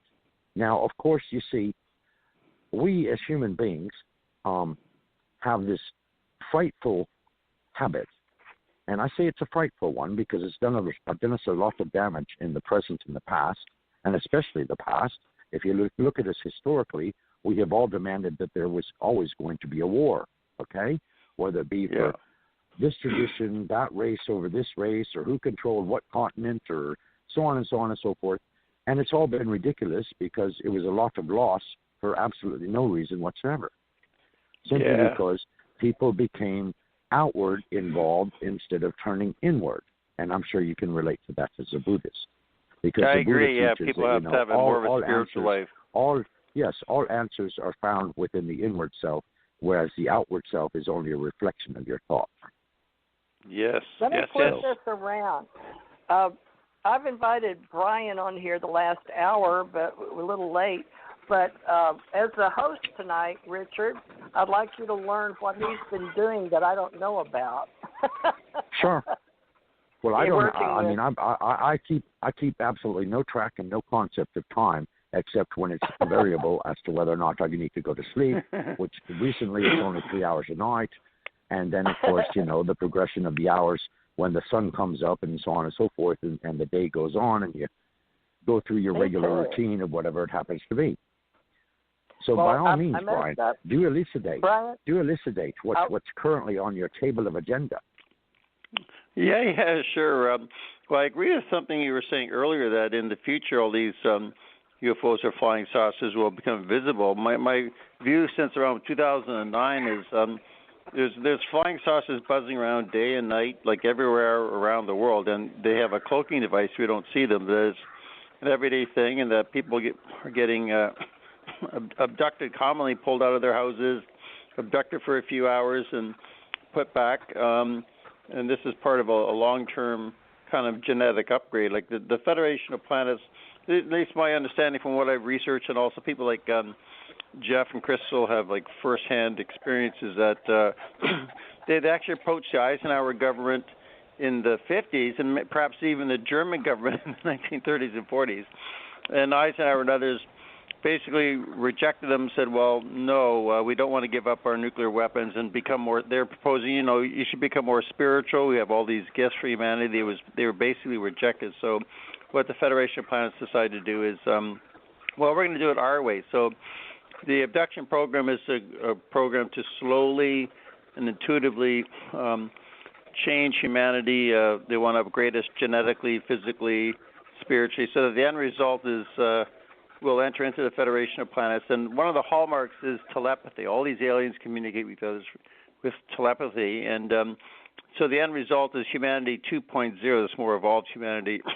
Will have telepathy perhaps be like a hybrid, a physically altered, improved humanity, and that the world will be more spiritual. The very center of our lives, they feel, should be more spiritual. So in many of the abductees, like Jeff, find that the greats themselves are quite spiritually oriented beings, and he actually said they're kind of like Buddhists, and he kind of describes how this kind of threatens Christians. Like on our Vancouver UFO meetup, we've had some Christian guests. We had several, and they like to think that the whole abduction thing is demonic. What you need to do is pray to Jesus Christ to save you, and if you're getting abducted, pray to Jesus to prevent this, and it's all demonic. So they're actually threatened by this new world, this federation, whereas Buddhists are not. Like the Vajrayana is fine as well. We're not threatened by this because I think in Buddhist cosmology can accept other beings in the universe, and this changed reality seems to be in harmony with Buddhist thought. So I think within the media, there's a bad rap for grays. I think reptilians have been, some of them are quite bad, but there tends to be this bad rap for Grays. This might be like fake news. I think the Grays, at least the Grays that Jeff's and others are associated with, do have a good intention for the world. But I think this is the single biggest issue facing mankind, that since World War II, the Federation planets have decided that, well, human beings have the atomic bomb, they're more evolved, they have to be brought into our Federation. There has to be some proper planetary management. These human beings they're kind of disappointing us, they're a bit violent, they're a bit out of control, they need to be properly managed. So I think they've made the decision that they're the humanity's agents of change, just how Jeff Silver's been taught by he works with one particular Gray he calls the elder, like a grandmotherly female figure he's met like over 20 times. So they're basically saying the Federation has made this decision to incorporate Earth into it, and it's a very slow and intuitive process. They've probably been at it for over a century. So I think the point is we don't really have any choice in the matter. This is going to be done. This decision has been made, and the end result should be good. Well, it could be difficult, could be cataclysms getting there. Go ahead. Want to say something? Well, I was just going to interject that first and foremost, the prime directive on any planetary interaction, of course, is not to interfere with that which the natural planetoids are creating or going on about their business. Unless, of course, in some way their business has become a threat to their immediate galaxy, which would, of course, have repercussions on their immediate universe, and it would be kind of like a domino effect. So from what I understand, all of the nuclear warheads on both sides, or all sides around the world, have basically been disintegrated, okay? So, yes, if we were to push the button right now, basically we would have nothing but a bunch of duds land wherever they happen to land. So there would be no radioactive wave, there would be no radioactive exposure, and the Earth would continue on the way it is. Now, whether this is factual or not, who's to say? I will go as far as to say that I have been on one of the motherships of the Galactic Federation, and I have I have had conversations with the starship captains, and they have made me very much aware that, yes, they are here to watch over us and to prevent, if necessary, or to even go as far as to intervene if our war decrees were to rise to the level that we would actually decide that we're going to disintegrate each other. That will not be allowed to happen. Okay, their technology is far surpassing ours, and it will not be allowed to happen. So you could say that's kind of a divine intervention that's coming down through our galactic star brothers and sisters. Because divine intervention, I think of it that way. Yeah, the will of and I mean, as far as demons, that's very old school Catholicism, and it really has. Mankind has this penchant that any time at all that they don't understand or they cannot understand something, it's automatically labeled as evil, and the very way that we should react to it is to kill it, kill it, kill it. Well, unfortunately, this is a very base carnal knowledge, and it's a very base carnal reaction. And those of us, of course, who like myself come in from the 16th dimension, all right, we don't tolerate the likes of such. And personally, all right, on a celestial level, I am what is called a celestial healer. I am one who comes into universes, all right, and heals the entirety of a universe. Now, you say, I'm sure the question must be arising in your mind, well, why would a celestial healer decide to compose themselves into a physical being here on Earth when this is only why would a celestial healer compose himself as a physical being here on Earth? I was just wondering that. Okay, all right. A little bit of sarcasm in laughter is always enjoyed by all of us. But anyway, the point being is this, all right? I have come here to help mankind ascend on their own terms, in their own fashion, in their own time. So therefore, by my mere presence alone, the energetic space in which I create, which covers miles, is others of like mind, who do join me in turn on the ascension process or in the ascension space, okay? And, it's very simple, actually, because, if I get together with a couple of other like-minded people, I can change the entire planet at will. Okay? But again, you see, I am directed to the prime directive, all right? The prime directive is not to overall interfere, all right?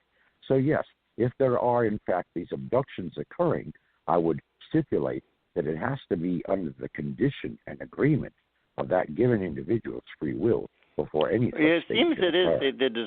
They describe this how they do actually ask for permission, and Jeff discovered that he actually did get permission even in a previous life. He gave permission, so they seem to be respectful that way. They do ask people. The Greys ask people, "Will you do this? Would you like to agree this?" And they're free to say no. Yeah. Well, I think it's good. Discussed that, Richard, that he knows of some people channeling are in contact with Greys. So with us casting this huge net universally, Brian, what you bring to the table is Vancouver, Canada, for our North American continent. But you also bring that you have been in discussion with people in your alien contactee group. Now, what I'd like to do tonight is get very clear to people that we're all leaders in our chosen groups in Facebook, or we'll just say the overall social networks. And all of us may know someone that either interacts with another human that says they're involved in alienology, cosmology, phenomenology, cryptozoology, and ufology, right? But we're not trying to make anybody right or wrong with who they are. Mm-hmm. What I would like to do is make sure that each of us as journalists, writers, authors, videographers, and you have thousands, if not millions of people over the years listening to you, Brian, and you've been working in Canada for so long, that globally we can recognize each other, that we physically are showing up. And one thing Dr. Rick pointed out is I haven't been showing up. My daughter died, Brian, March, but she showed up January 19th, 2020. So she did show up and died, and so she's been gone. Wait, was it 19? Sorry. Oh, my gosh. I've been out of physical humanoid reality for so long. It knocks you sideways, folks. I guess she's been gone a year and a half now. Has it been that long? Oh, my God. So here on Human Form is what I need. I need support, folks, of all my leaders coming forth on the planet, because this is just a little tiny blue marble where I come from. Universally speaking, I'm working with all the universes, but technically I've agreed to the Uni Multi Meta Xeno Omni. So that's the 5 universes, and then we have the Alpha and Omega, the 7. So we've been working with those in digital time and space, in AI, with entertainment and gaming entertainment. So, Brian, what I'd like to know, if you would like to know Dr. Richard T. Knight in social media, and you guys could become friends. Yeah. So Dr. Knight is stepping up to run several organizations, hopefully universally, but in the United States of America and you run Canada, and that would be a wonderful thing because you've been doing it for so long.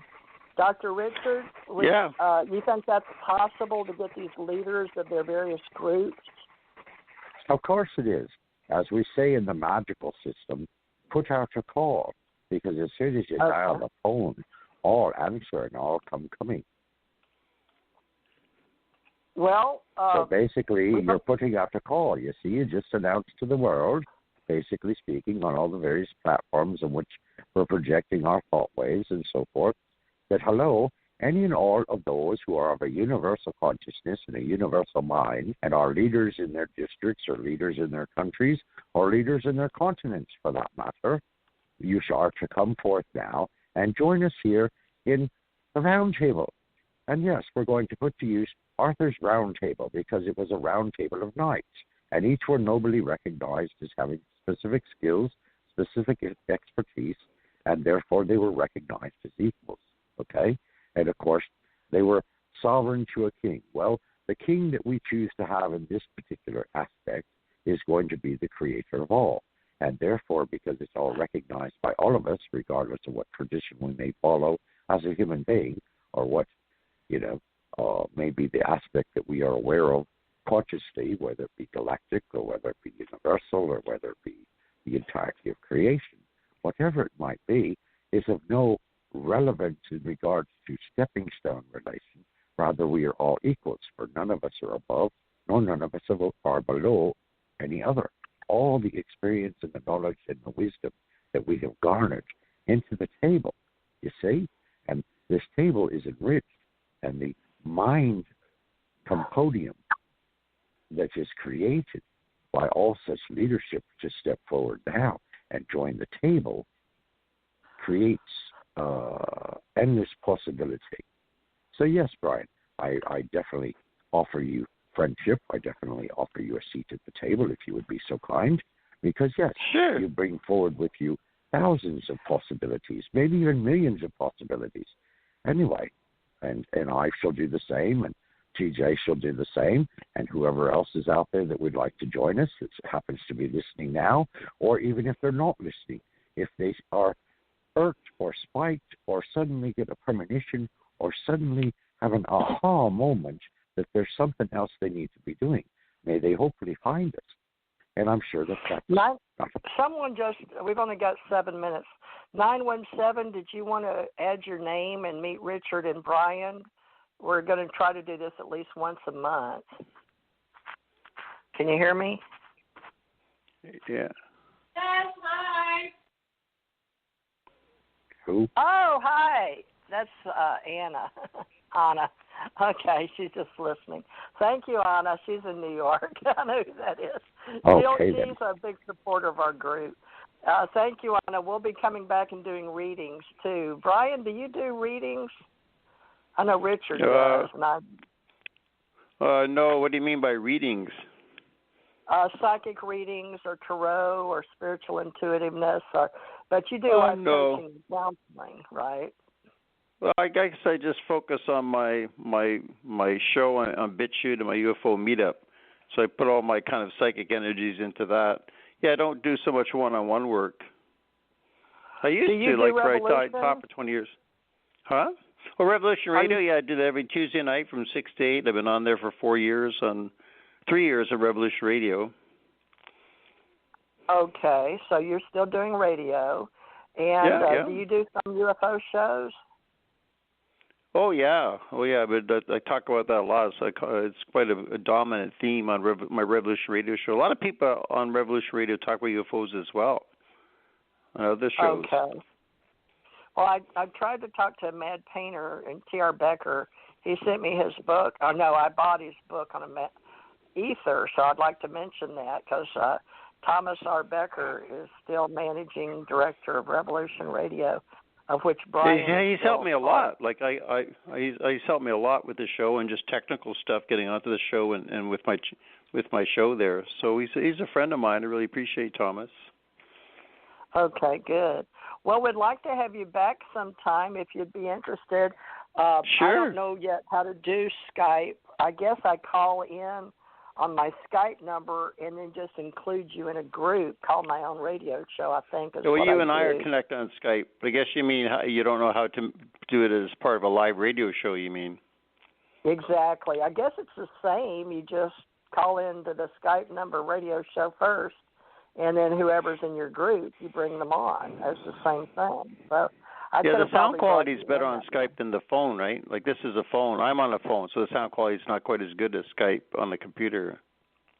True, maybe. I don't know. I've done Skype over the phone as well, and the sound quality is pretty close to the same.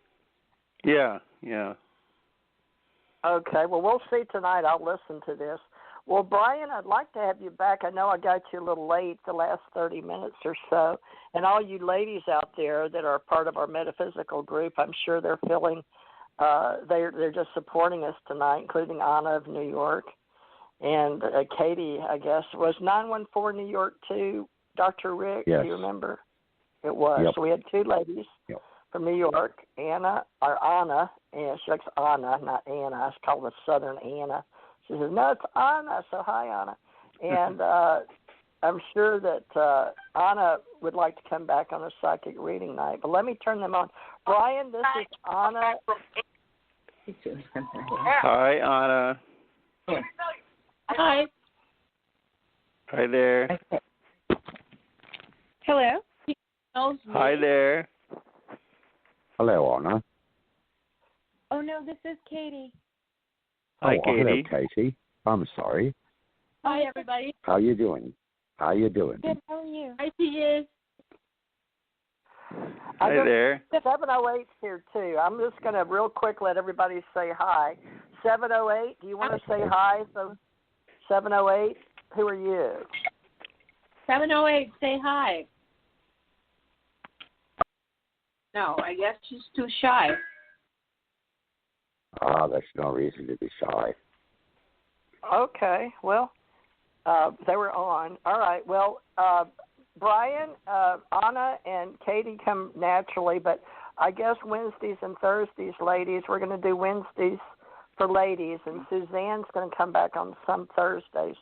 But Dr. Rick is going to work with us on Wednesdays and Fridays. Is that – oh, wait. Dr. Rick, what is your chosen night to come back and do an hour or so, or maybe two, if you want to help these ladies on mini readings?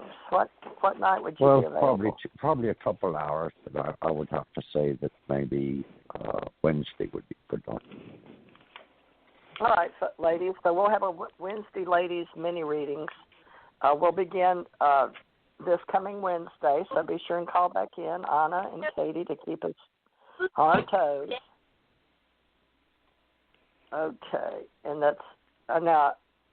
Which number did you call in on, Brian, so I don't turn you off? Yeah, I called in on the 347 number. 945-7207. Well, yeah, but I don't know what number you are. Well, ladies, I can give you my phone number. I can give you that if you want. Was it a 917? Rather than on the air. That's okay. It's a 604 I don't mind. number. I don't mind. Okay. Is it 604 Do you want my phone number? Yes. Oh, that's the 604 is my number. Okay. Is that your normal number if I had to get in contact with you or not? Yeah, that's my landline at home. Cool. Okay. Well, Brian, since you're meeting with people, I want to hope Richard has time to help me administratively. That's what I'm hoping for, but I don't want to put too much on his plate. But we can have I meet-up groups multitask too. most wonderfully. All right. Well, do you want to write Brian's number down? Or you want me let to? me have Brian. All right. All right. You can reach out to me on Skype. I'm friends on Skype with TJ, of course, and also you can reach out to me on Gmail. Okay, which is basically just RT Knight, my first initials, Richard Thomas, last name Knight, KNIGHT, 35@gmail.com. 35@gmail.com. Right, yeah, we can reach each other on Hangouts there. RT Knight, okay. 35. Is that a cool name? Make sure you put the 35 up there. Okay. Yeah, RT Knight 35@gmail.com. RT Knight 35@gmail.com. Okay. And Knight is KNIGHT. This is correct. I still ride the horse every once in a while. Sure. Now, Brian, on the metaphysical side, do you have any? You're concentrating on your UFO business because that's what you're known for. But at the same time, do you have a spiritual or metaphysical group or esoteric interest in the paranormal, or any group you meet with? Well, yeah, I do. Oh, I didn't know that. All right, we didn't get the chance. We'll have to have you back and do an interview. I don't know what all you're about, Brian, so we need to have you come back. Well, I'm a mysterious figure. Yeah. Yes. Well, I will say I took an oath of secrecy in 2009. Years later, I actually signed a non-disclosure agreement. Oh goodness. Okay then. So basically, you would have to say that's part of yourself is in the shadow circle. And so if you don't want to expose much light there, but at the same time, you can willingly share knowledge from your own perspective that you've garnered from that particular circle as they say. Well, there's lots I can talk about. There's lots I can talk about. On my show, I'm quite open. I got hundreds of hours of videos on lots of stuff. Okay. Well, the main thing is we start growing our leadership in various countries, folks. So if you're in a country, we would like to have you in our ACO International group. Oh, my. There's a lot of noise. So we're going to go offline now. And, Brian, is that? Yep. Yeah. That must have been on your end, I guess. That was amazingly loud. Let's, Dr. Knight will return, ladies, on Saturday, and he will come back, he says, probably Wednesday, to help us with mini readings so we can enhance your lives at the same time. We want to get his PayPal up. So I've got to go do that psychic channel. But, Richard, if you could write his name down, and I don't know what you want to call your metaphysical group, because is that the one that you have a non-disclosure, or can we make a new one in Canada with Richard in North America? Can we combine the two countries possibly? Or Richard has several mysterious groups, or lots of groups and Facebook groups, Brian. So between the two of you, maybe you can find a common thread of groups or something.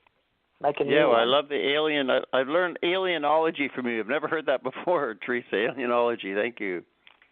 Oh, yes. We're building alienology. The first one was Daryl Sims with his, and then not Brian, that's you, Colburn. What was his first name?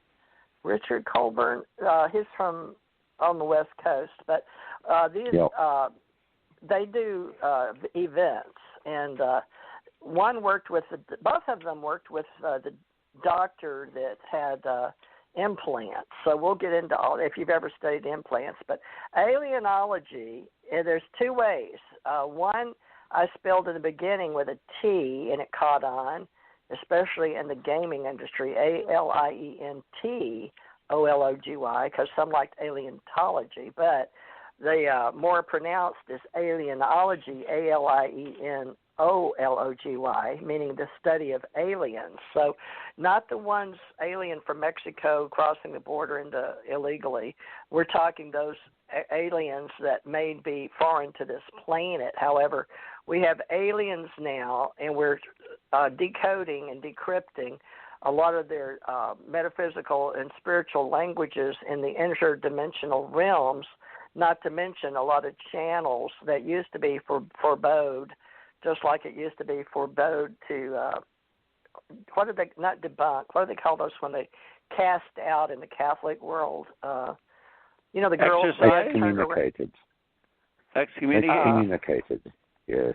One thing's excommunicated. You can do that. But what's the other thing where they cast out demons? The Catholic Church. Exorcise, right? That's exorcism, yes. That's a whole different dimension. Yeah, but you were saying a lot of people feel like aliens are evil or bad in a dualistic society. So, ladies, don't get fear. Don't go into fear, greed. What's the other? Hate, fear, greed. Or don't go into your fear.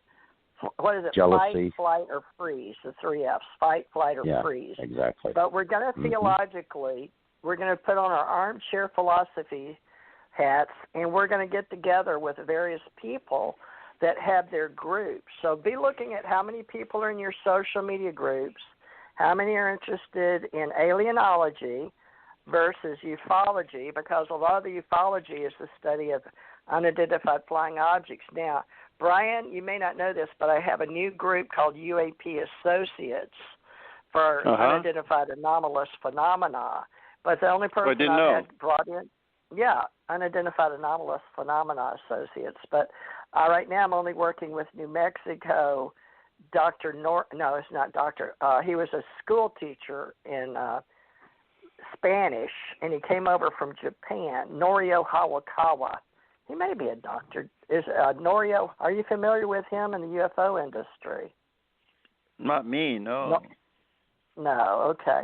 Well, I know so many people, folks. We're going to try to get them to put on their various hats, and they may have to swap them around.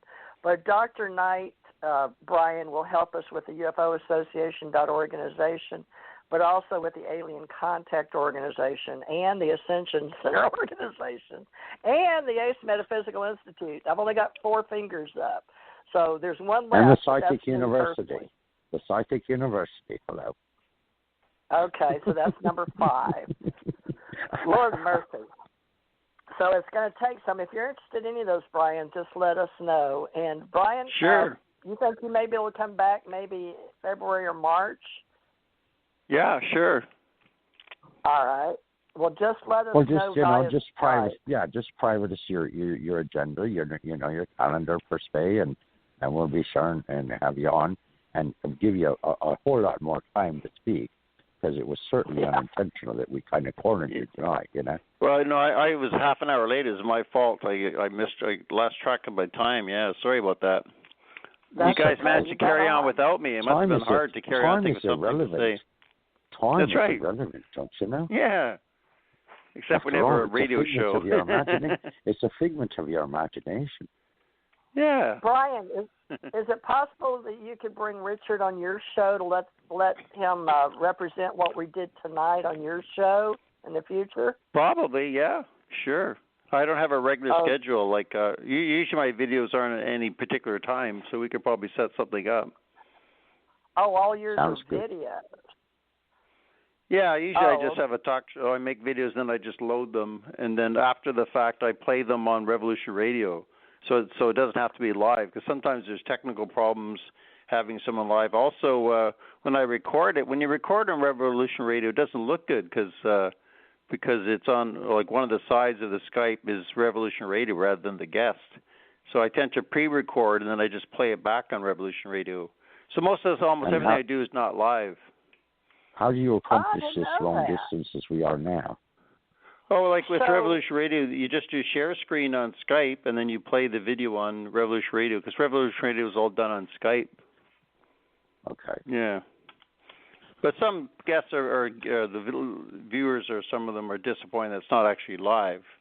I mean, I do talk to them live, but I don't have the phone-in option. I'd like to do that. Well, you're doing now. Do you have StreamYard on BitChute, or do you just do all your video recording on Skype? I mainly use Zoom now. I've got a Zoom account for $22 a month. There you go. We can meet on Zoom. Yeah, Zoom as well, and I do too. We all have Zoom. Yep. Okay, so everybody on Zoom. So there you go. And then you post it on your YouTube. YouTube. Set up a date and time and whatever. Yeah, I post on both YouTube and BitChute. My BitChute channel is much bigger than my YouTube, because YouTube deleted my channel 12 times. It's like an annual thing. At the end of every June, they delete me. Oh my goodness. Is it due to your YouTube? Those naughty is it due to UFOs? Are people?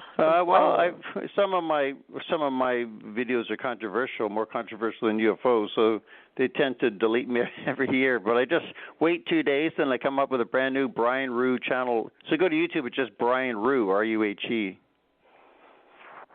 Okay. Well, yeah. Doctor. Right. How would Doctor Richard is on? Dr. Richard, what is your Skype name for Brian?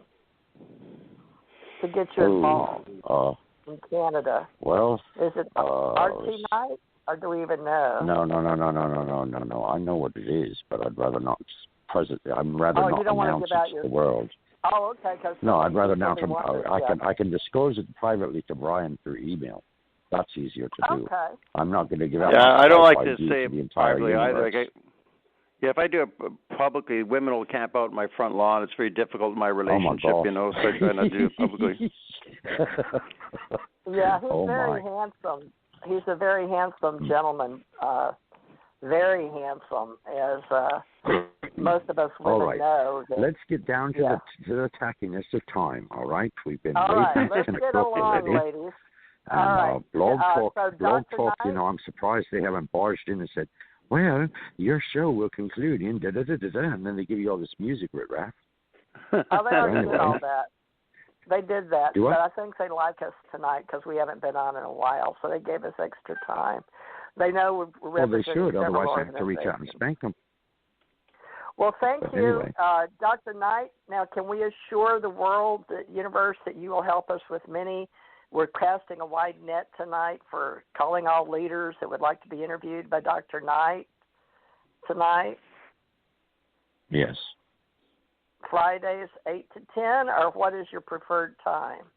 Now, wait a minute now. Don't get me back-to-back days and nights where I'm doing radio constantly all week long. I have a life too, you know. Anyway. I mean, Saturday. So we've already Saturday, got Saturday booked 8 to 10, all right? 8 to 10. Wednesday is going to so you're going to keep Wednesday is presently open for psychic mini readings. We haven't determined the hours yet. Preferably a little bit earlier than this.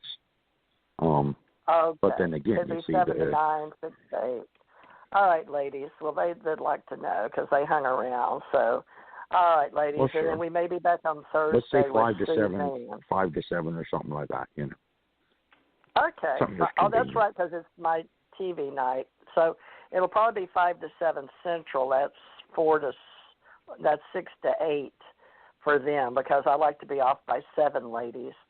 So we'll get back started now. It's a new year. Thank you for joining us, all my wonderful people out there. Be sure and go on blogtalkradio.com on the outside.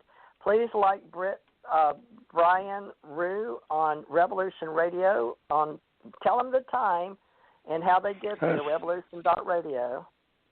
Yeah, 6 to 8 p.m. Eastern Standard Time. A or B? Which studio? Oh, I'm on Studio B. All right, and he pre-records, so if you get in touch with him on Zoom, but you'll just have to figure that out on Facebook. Now, do you have a Facebook, social media? Yeah, Facebook, Brian Rue. Just look for Brian Rue, R-U-H-E. I'm on Facebook. All there right. you go. There you go, Richard. I have a website, too. The night is out. Yeah. Go ahead. Your website is what? Well, yeah, just brianrue.ca, Canada's.ca. Thank you, Brian. Well, you're a wonderful person. Sure. Thank you for helping us tonight get launched with Canada, North America, and all you other countries out there. Thank you so much. Believe it or not, we're going to learn to do this together, and we are going to help the higher councils all the way up to all the universes. But a lot of people are just worried about the intergalactic councils that they know about here inside the Milky Way galaxy. But we're going to work universally as well. Thank you, Brian. I'm going to let you go, and you ladies. And Dr. Knight, I'll let you close out. And Brian, just keep in touch on Skype, and we'll do some more of these shows, okay? Yes, thank you, Teresa. Thank you. Nice to meet you, Brian. Now, I turned him off, so he probably said, nice to meet you, too. All right, so everybody's off but you, Dr. Knight. If you would like to share whoever you are, how to get in touch with you, your social media platform, but we will start marketing you in several of our various organizations. But you want to tell them your LinkedIn, at least, if they're business women, which I have a lot. Again, it's Richard Knight. Just my regular name, Richard, and my last name, Knight, K-N-I-G-H-T. And, of course, that's readily found in the indexes of LinkedIn. The same is also true on Facebook. And, again, it's Richard Knight. And I know there's several Richard Knights out there, so just look for the guy that's in the striped shirt that's wearing a hat that says Mount Pilatus on it, because that was at a time when I was visiting Switzerland. Anyway. He is a business coach. He's a life coach with me. So we have agents, consultants, organizers. He's working himself into authors. He's got a lot of books in him. And he's doing various radio shows. But we're going to try to offer him his own platform here. Saturdays, 8 to 10, if that seems right. If not, we'll adjust it for him. So Saturdays with Dr. Knight. And from now on, we'll do Supernatural. He promoted that on I guess metaphysical and UFOs too. We'll just have to wait and see what all he brings to the table. Dr. Knight, you did a wonderful job, and I think this is going to be an excellent ship to sail. What do we call that? We're sailing your ship into the universe. Okay. What is that called? You have actually We're launching our ship into the universe. Yes. There you go. We're making our presence felt and known. Making our presence felt and known, however far and wide it may be. That's right. He's an ontologist, too. He's a man of word. He's a poet. And he's going to get his stuff on LinkedIn. On Kindle. Download Kindle, folks. So be sure to look for our books on Lulu.com and Kindle and anywhere else you get your books. So thank you, all you publishers, indies. We represent indies all over in audio, oral books, video books, and thank you, ladies. All right, I know you ladies want to see what's going on for the future, so come back Wednesdays and Thursdays, all you Psychic University, Invisible College, and want readings. 11. Now wait a minute. You, let's delineate what we're doing here. All right, Wednesdays is psychics. Yes, delineate as in describe in detail as to what they're getting on what day. All right. Okay. So Wednesdays is going to be psychic readings. Thursday is going to be our lovely sister Suzanne, who is basically into very galactic nowness. Basically, would be a good way to give you a short perspective of it. Suzanne she's Friday. Is California psychic. She's a power psychic. Right. Oh, but let's. Wait a minute. Now I'm talking about Suzanne, the one that is into the Friday. Cosmic aspects of things. That's Friday. Okay. Friday. All right. So what is Thursday? That's Suzanne. Who or what is Thursday? See, now you're messing with me head. Now you shouldn't be doing all these Suzannes and all these Thomases and all these Roberts and all these Stevens and et cetera, et cetera, et cetera. Because yes, it does become confusing unless you add last names to them. Well, we'll call Suzanne's Ace Folk Life Thursday. That'll make it easier for you. We got Ace Metaphysical tonight, so we'll do Ace Folk Life on Thursdays, but we'll do readings. Her husband's an artist. You haven't met Rich Flynn. I'll give him a plug. Rich Flynn is an artist over in the Orange County, and he does for different cities. And she is a psychic, and she is also a Disney person. She had a contract with Disney, and then she brings on the Terra. All right, and let's try and wrap this up, TJ. Let's try and wrap this up. We're saying goodnight. Okay, that's Thursday. All right. And Friday is Susan. Okay, so one's Suzanne and one is Susan. Exactly. All right. Thank you so much. Well, we appreciate all our listening audience, wherever you may be in the world. We appreciate you, and we send forth love, light, and blessings to you all, that you have a prosperous new year. May it be filled with good health, wisdom, insight, and the expansion of your ever ongoing and growing awareness. And with that, I bid you adieu. Wonderful. Thank you so much, Dr. Rick. It's been a pleasure. I'm happier in my life. Thank you so much. Welcome 2021. All right, ladies. Yes. Let's see, Saturday. We will see you Wednesday. Good night. Oh, wait, I'm coming tomorrow to do spiritual. Tomorrow, folks. See you tomorrow.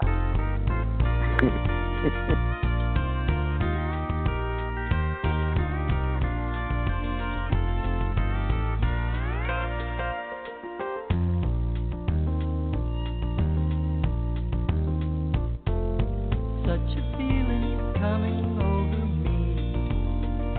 There is wonder in most everything I see. Not a cloud in the sky, got the sun in my eyes, and I won't be surprised if it's a dream. Everything I want the world to be is not coming true, especially for me. And the reason is clear, it's because you are here. You're the nearest thing to heaven that I live. I'm on the top of the world looking down on creation, and the only explanation I can find is the love that I found ever since you've been around. Your love put me at the top of the world.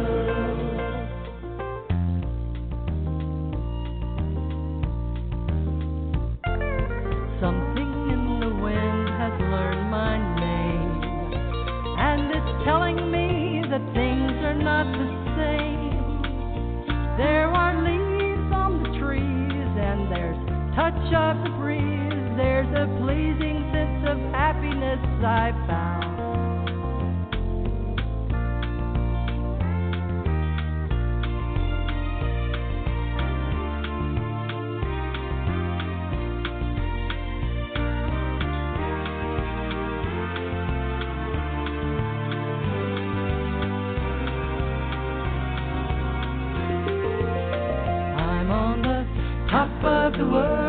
looking down on creation, and the only explanation I can find is the love that I found ever since you've been around. Your love put me at the top of the world.